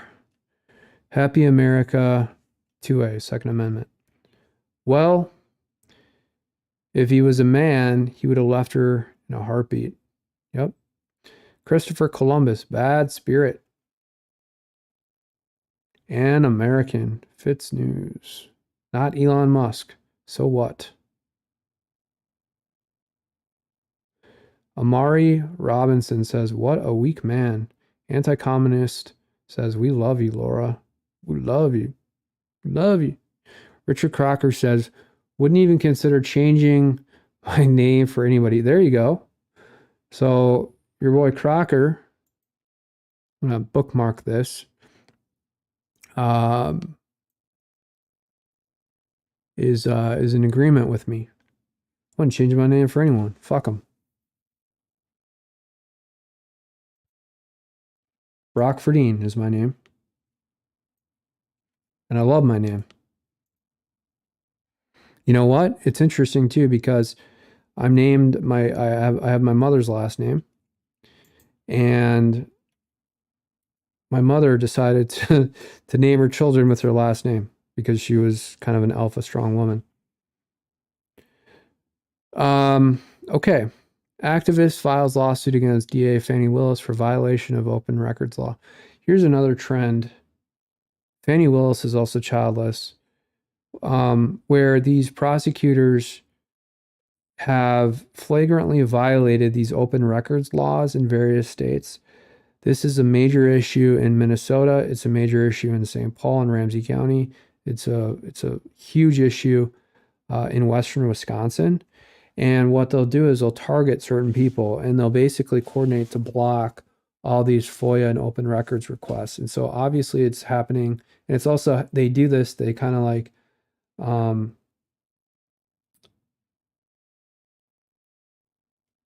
they circle the wagons around these Trump indictments to protect the records that potentially could be leaked to the public legally with these open records requests. Oh, okay, so now I understand. So Fani Willis, sorry, I'm dealing with some anonymous sources here on the fly. I apologize. Fani Willis has a bunch of kids. We're talking about this wedding announcement with Kristen Settlemeyer, who is helping Fani Willis against Trump. Is she an assistant DA? But she is childless. Here, Kristen Settlemeyer.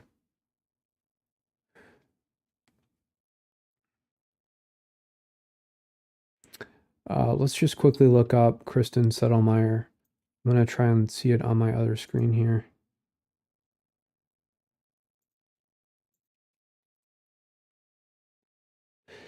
Okay, so Kristen Settlemeyer Fuller is an assistant attorney general. So they brought in state prosecutors from the attorney general's office.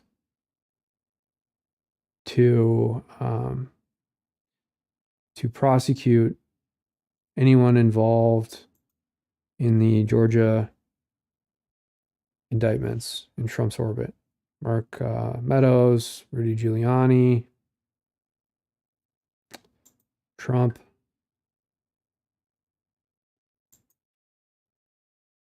Ha. Ha ha ha ha ha ha. Well, I don't want to put that picture on the stream. Oh my God, now it all makes sense. Now, okay, I'm putting it together now. All right. I'm putting it together.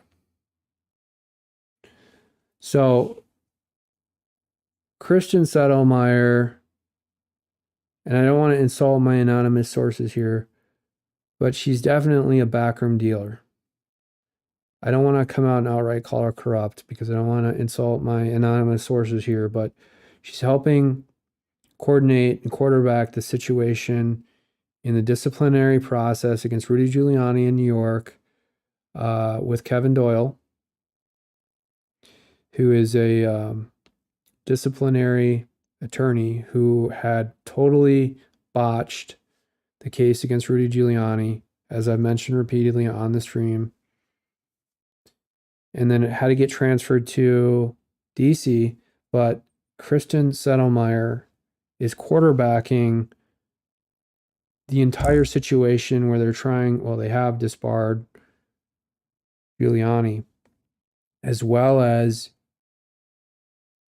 coordinating that communication directly from Kevin Doyle to state and county prosecutors in this Fulton County situation against Giuliani, Mark Meadows, and any of these attorneys. You notice how they're going after all these attorneys in Georgia? Well, that's one factor that Kristen Settlemeyer is involved with, which is that she is identifying these attorneys and basically trying to violate attorney-client privilege by coordinating and trying then to disbar and make Trump himself defenseless by attacking any attorney who has represented Donald Trump. So Kristen Settlemeyer, a childless assistant attorney general in Georgia, here, married to Chris Fuller, I believe, Christian Fuller. Another picture here. Wow, childless, huh? Another one of these millennial, power-hungry women quarterbacking these corrupt processes against anybody who's willing to stand up for freedom. And it's pathetic. It's weak. Wow. Okay. My mind is blown, actually, because I didn't have this information before. My mind is blown, anonymous source.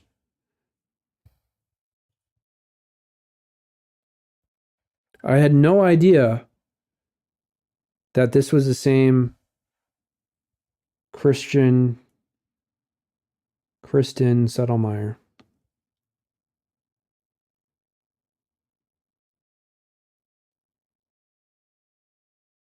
Question. What the hell? Come on, let's use some better font here.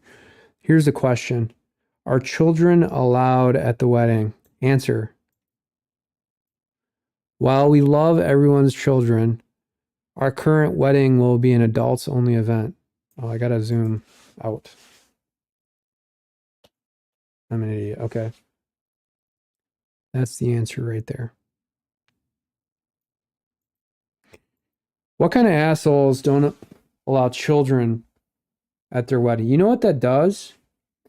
Then anybody who potentially would attend the wedding has to find caregivers, babysitters for their children and pay, $50, $100, whatever it is.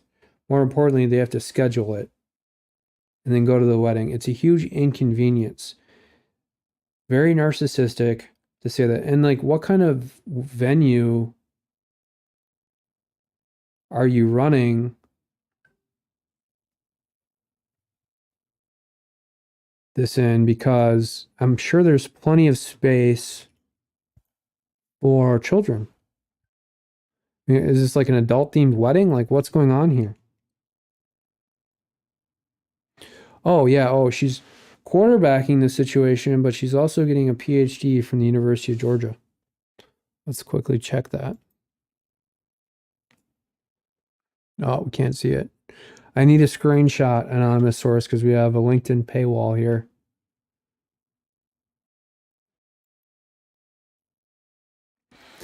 While we potentially get that screenshot, I want to talk about this Fannie Willis stuff. And I misstated because Fannie does have a bunch of children. I was talking specifically about Christian Settlemyer. Atlanta, Georgia, Barrow County resident Debbie Dooley filed a lawsuit against Fulton County District Attorney Fannie Willis and her office for violating Georgia's Open Records Act. Dooley's attorney, Jared Craig, filed a lawsuit electronically with Fulton County Superior Court at 1:30 p.m. on June 13th, 2023. Here we go. Pull up this screenshot here. Fuck.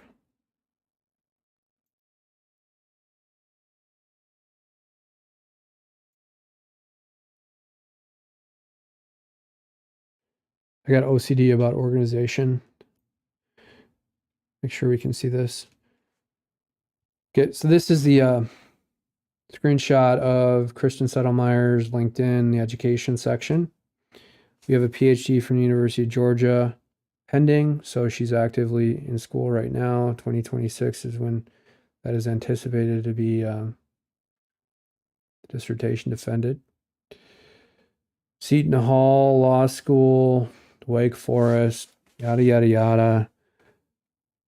Graduated in 2007, 2 years younger than me.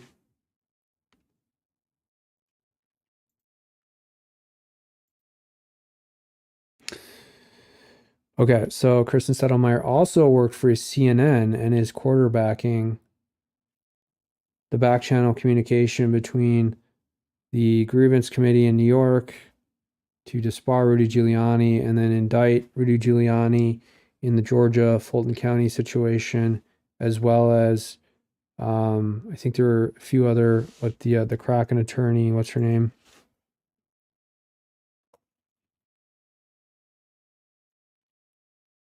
I gotta have a list of all these names. Sidney Powell, I'm gonna say Rachel Powell, but that's the J6 defendant, which they've also indicted. So they've quarterbacked the disciplinary process there as well. So these people are clearly corrupt. And you don't hear about some of these people because people are a little bit cautious about going after them, and rightfully so, because they don't want to be exposed in the media. But people like me who have nothing to lose, essentially, because there's been so many hit pieces written about me that I could care less over the past 10 years. And I've taken out newspapers in defamation lawsuits. Like I took out the City Pages in 2020/2021 because they wrote completely false articles about me. Regardless, so we don't hear as much about these people kind of in the background performing all these activities. Kristen Settlemyer is one of them.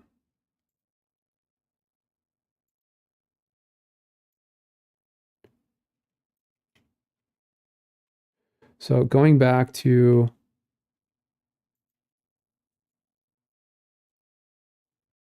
the Georgia Recorder and the FOIA stuff, and now it makes sense. My anonymous source is giving me better context here.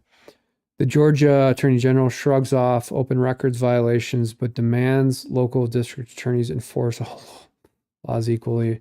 This is a story by Chia Tong, September 22nd, 2023. There's a picture of Attorney General Chris Carr here.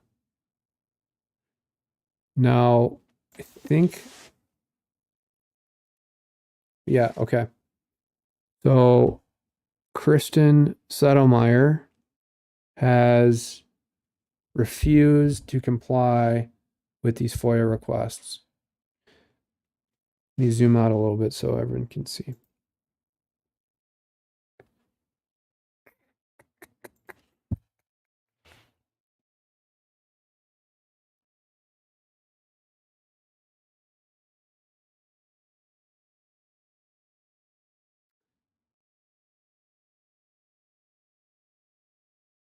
Okay, so, in the meat of this article, Assistant Attorney General Kristen Settlemeyer emailed her back telling Thrasher to try requesting the records again.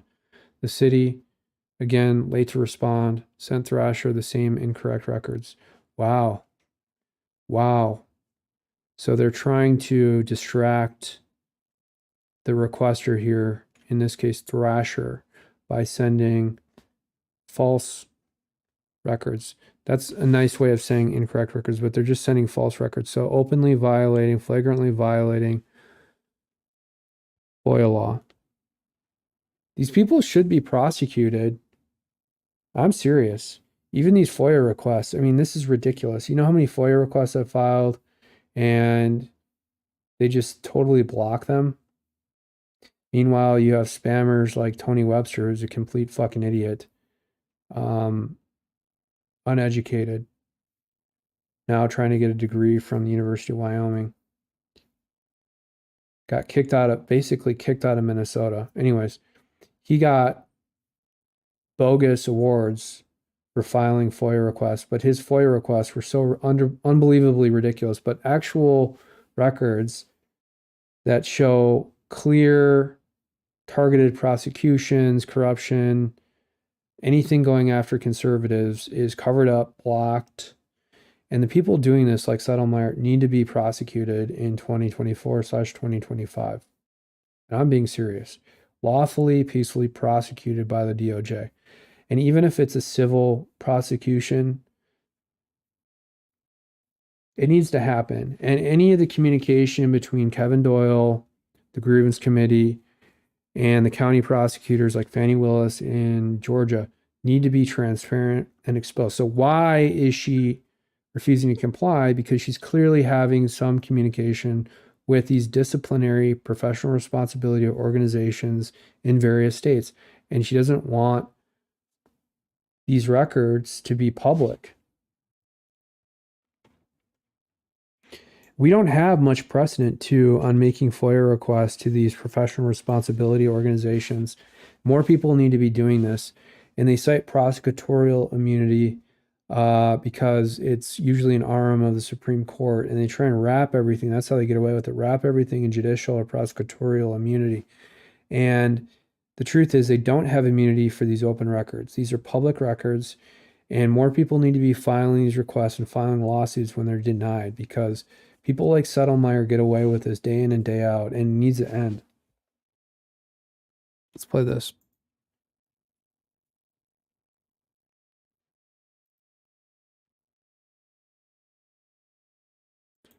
Okay. Don't want this log. It's fucking Facebook sucks. Almost over. I don't want to log in. Early voting is almost over. Get to the polls, cast your vote, avoid those election day lines. Please cast a vote. Fannie Willis, Fulton County District Attorney. Cast a vote. Fannie Willis. It's like a rap video. It's week 3. Early voting is almost over. Get to the polls, cast Early your vote, voting. avoid those election day lines. Please cast a vote. Fannie Willis, Fulton County District Attorney. Wow. So what are they protecting here? This mail-in ballot scam that they had going on in Georgia, where they were stuffing tons of false mail-in ballots so that they could change the vote count in some of these counties. Shows you what she's protecting.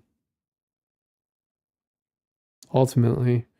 and then they're not responding. Of course, they'll probably respond to the FOIA request and give accurate records like 5 years down the road when none of this actually really matters anymore. And then that's another way where they can hack their compliance with the FOIA laws in these various states. But yeah, I think that we need a crackdown on all this FOIA nonsense. All right. So my anonymous source here is giving me some good information. I think we've streamed for a long time here. I will stream tomorrow morning. Oh, we have some more. Let's play this. Let's show this on stream. Let me download this, organize it. Hold on.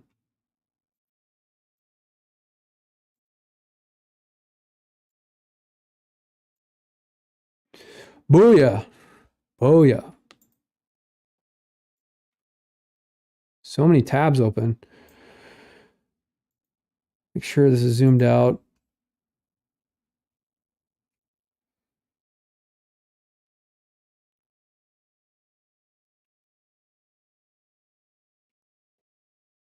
Change my views here.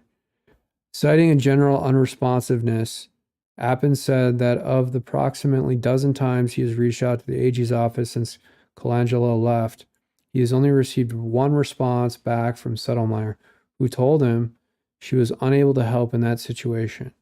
He reached out several times after to ask why they were unable to help, but received no further communication from Settlemyer. Almost all of the dozen requests to Settlemyer were issues Colangelo had responded to in the past, Appin said. Wow. Bombshell evidence of Settlemyer engaging in a cover-up. And the other thing here is that there's a shift here, probably from directives from the AG in Georgia to Settlemyer, telling her basically not to respond to any of these requests. And they're coordinating with Fannie Willis in Fulton County to make sure none of this stuff gets out, and how they're quarterbacking the entire indictment process, the entire disciplinary process with very malicious units that are almost sovereign. These are king. How do I describe this? They're almost like the bureaucratic special force of a king, right? They have total immunity. No one's ever FOIA'd them. The Grievance Committee in New York, Jorge Del Pico and Kevin Doyle and Settlemyer quarterbacking this entire process, where they're then, again, the same pattern that I talked about this morning. First, if they're an attorney, like I'll use Rudy Giuliani as an example. Hold on. Let me just look at this.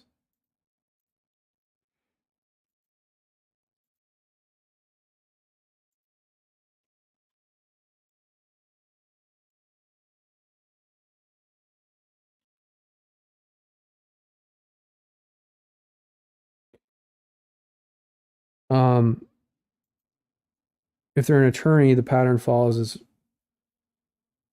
follows, which is that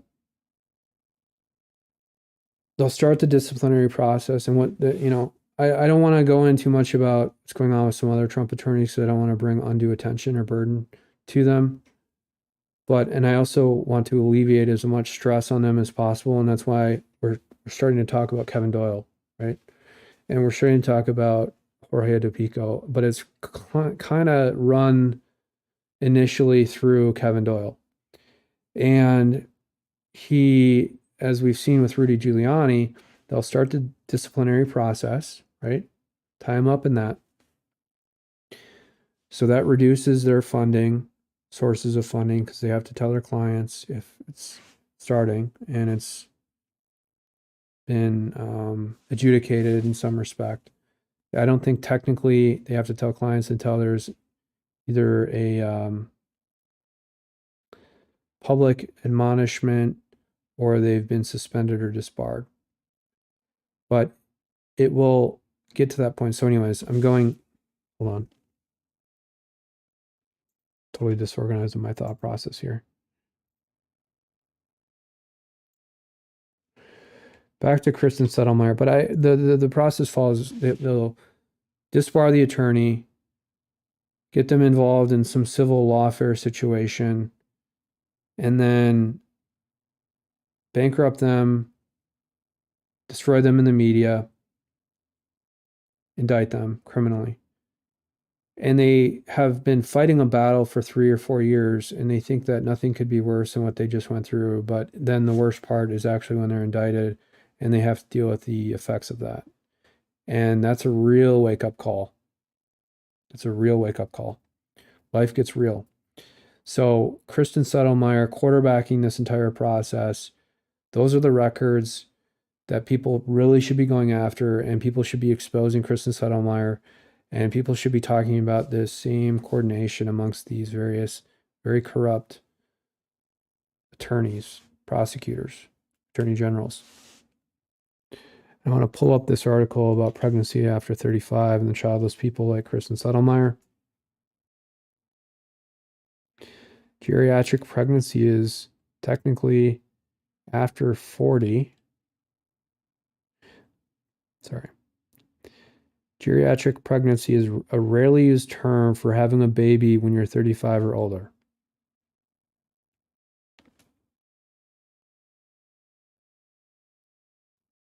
There's a lot of risks, miscarriages, diabetes, high blood pressure, labor problems, low birth weight, premature births.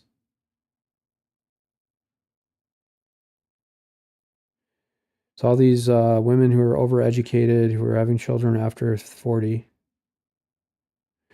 Okay, so Kristen Settlemeyer is 38. If she gets pregnant now, she'd have a child at 39, but she's not going to get pregnant now because she's quarterbacking this process. She's not going to allow her husband to get her pregnant. And if she did, she'd probably take a day after pill.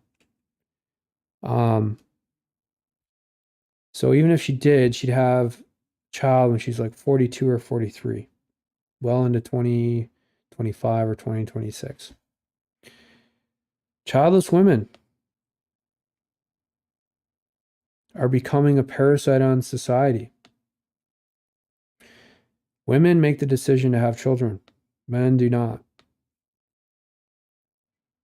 And a lot of the problems we're seeing in society are because of those decisions. Women refusing to have families, women remaining childless into their 40s, and destroying families as a result.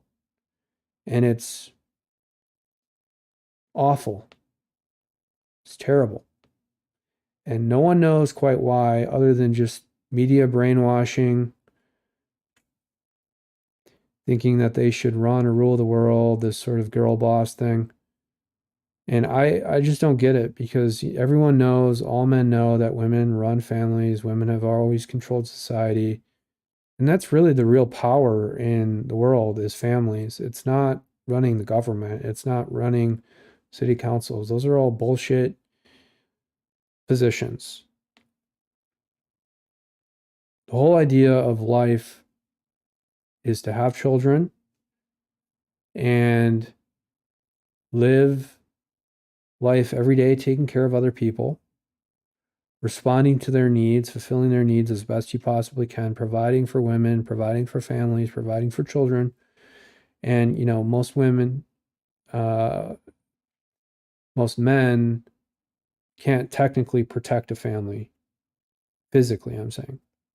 But they protect a family through other means, which is they take care of their needs and they make money. And women also provide for families now, and it's equitable in the sense that especially corporations are getting into this hiring practice where women can basically do anything they want and men are restricted or relegated. But you're depleting the purpose of men by doing this, by not having children. And I'm not even talking about, and see, women always point to the sexualized nature of having children. It's not even about that. It's about maintaining the fabric of society. It's about giving people purpose. And I can't tell you how many men I know and some of the friends I have who have decided to have children, and these are good men, and they're making the right decision, and they're down to earth. And a lot of the guys I know that I grew up with who are married, they're not having children. And a lot of the other people I know who have had children, even anonymous sources, my best friends, people I know the best in this world, who I'd do anything for. And I don't want to cry. I don't want to sound like weak or pathetic here, but it's tragic when men go through these divorce situations and they lose custody of their children. And they're demonized. They're attacked in the media. And none of that really matters. It's just the stress of losing access to children and depriving men of that. And it's not just the men, it's also their families, it's the grandmothers, it's the grandparents, it's the grandfathers. It's just terribly sad. And I'm tearing up, and I don't mean to. But I'm hurt.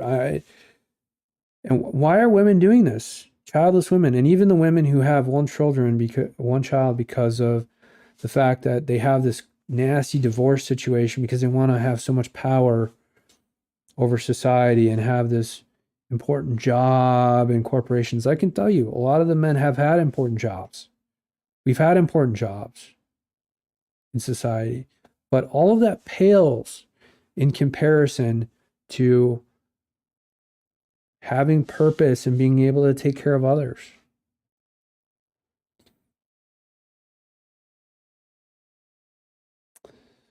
And I'm seeing more of it and more of it and more of it. And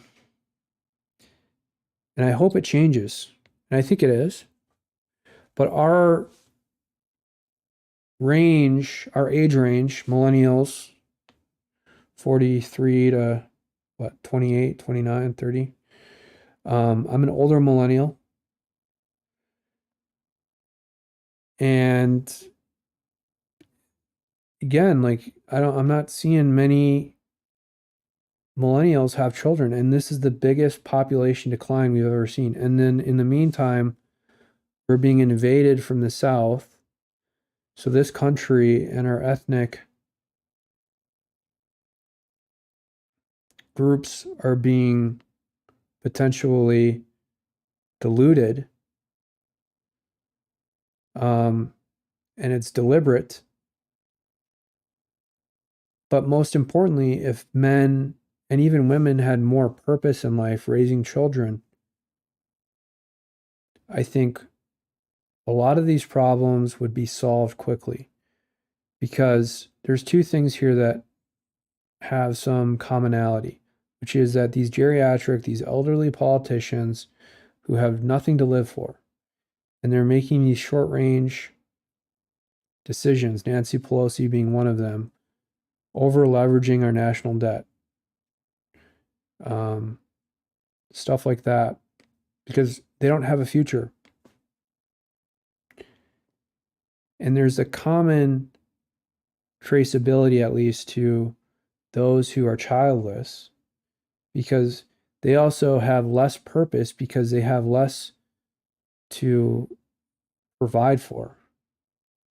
So they're making increasingly more short-term decisions, like Kristen Settlemyer quarterbacking the situation. And that's a huge sort of gap, right, between there, but logically, it's a logical fallacy. But I'm saying that that's the emotional response for someone like Kristen Settlemyer to say, well, I don't have children, so there's no consequence for me quarterbacking this completely illegal communication back channel between these different entities.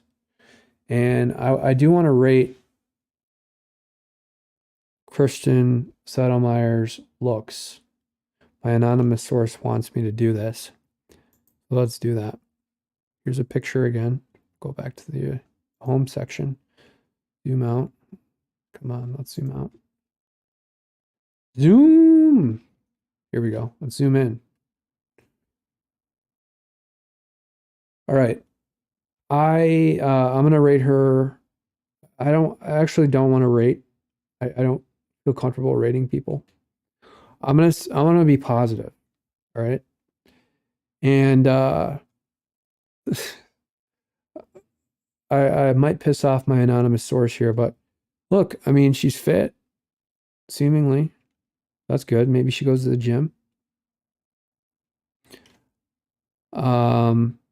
She has a little dog. I like that. I love the little dogs.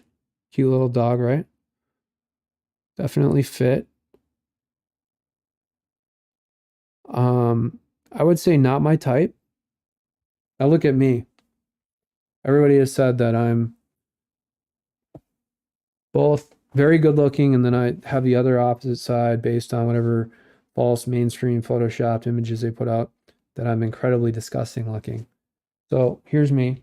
There's no filter, right, on the camera lens. He's not my type. Not my type. I'm sorry. I would say dog is definitely not cuter than anonymous source. My anonymous source's dogs. Not even close. Now that is something. Well, I hate to rate dogs too. I love all dogs. Let me just say that. I like this dog. I like animals in general. But yeah, I would say not quite as cute. I'll just say that. But look in the background. I don't know if this is a stage photo, but you have like marshmallows and then some candies. Maybe there's some Bill Cosby type candies here in the background. See my cursor? Weird, huh? So what is this guy up to really? Is he a Bill Cosby? That's what I really want to rate. Wow.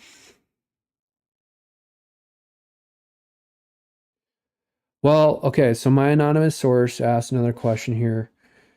Odds that Settlemyre is a beard for Fuller. Fuller is this gentleman on the left.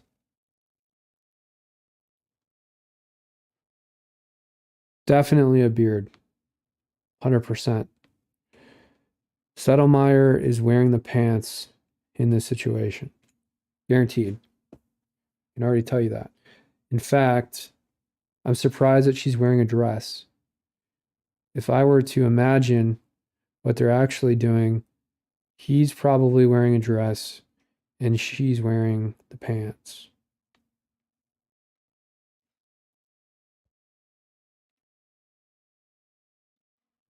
You know she's bossing the shit out of him. He is cucked. He is a simp. Look at this smile. That's a simp. Look at the glasses. He's a wannabe academic. And you know, look, he's well manicured. I'll give him that. You know, the smile looks good, but it's still a simp smile. All right. And you know, why does he have his top button buttoned? You don't look at me. You don't see the top button buttoned here. You see just a bunch of cash coming out, right? You see hair. You see testosterone. You see manliness here, right? Masculinity. This is what masculinity looks like, all right? What do you see with Fuller? Top button here, buttoned? What the fuck? Come on. And then, look, you see like a little piece of hair or lint. Maybe that's part of the shirt, but still, it looks like he's graying. It's like a gray hair. And then who uses a razor? No, I get it. He's black, so he's got a different sort of hair thing. But who does it in such a way that it's like mathematically correct? You don't see me doing that. Like I have a receding hairline here, right? But am I using a razor to cut like a straight line? No. This is just me. So something's going on with this. And why would you wear jeans? You know he's an attorney or something. Well, I mean, anonymous source, what does Fuller do? Tell me that.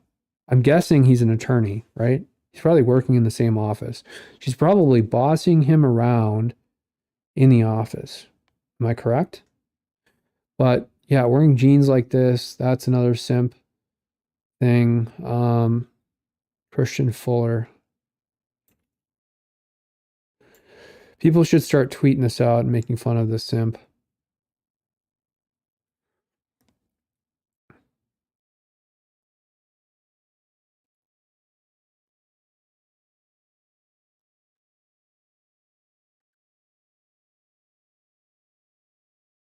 Okay, so there's a little blurb section how they met.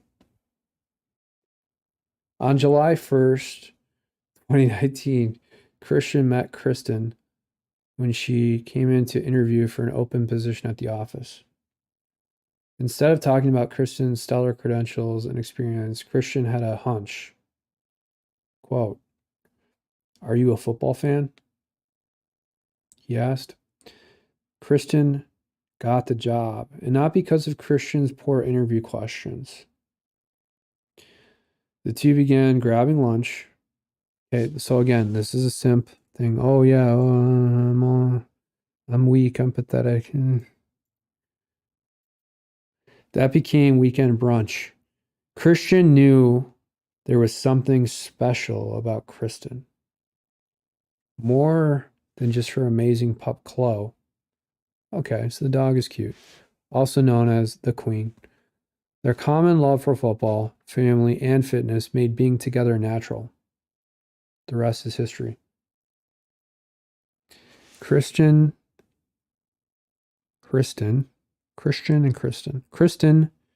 banged her boss all the way to the top of that office. Typical slut behavior.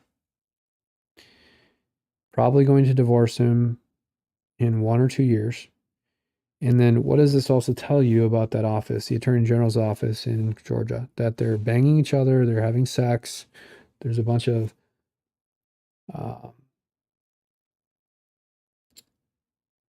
inappropriate workplace conduct taking place. There's been no internal investigation, HR harassment, domestic abuse investigation. Meanwhile, you have people like me who are accused of domestic abuse for criticizing the government. I mean, you can't get any more ridiculous than this. They're basically having sex in the office. No investigation whatsoever. Okay, so Christian Fuller was fired from the office. Now he works at Georgia Tech as an employment attorney. Why was he fired? Of course he was fired because he was banging her. Because Kristen Settlemeyer used him, had sex with him, threw him away, and then he got fired because they found out. Slut behavior. Slutty. That's the only way these women can elevate themselves in these highly bureaucratic Democrat organizations is by having sex with their boss. Wow. I think we lumered Settlemeyer here. Thank you, anonymous source, for this information. I wish I had a little bit earlier. Hard to do real time on a stream because then I look like an idiot when I'm not reading stuff. But whatever.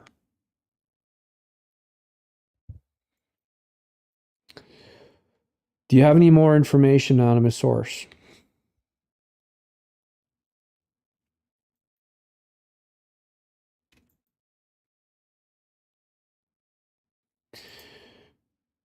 I don't think so.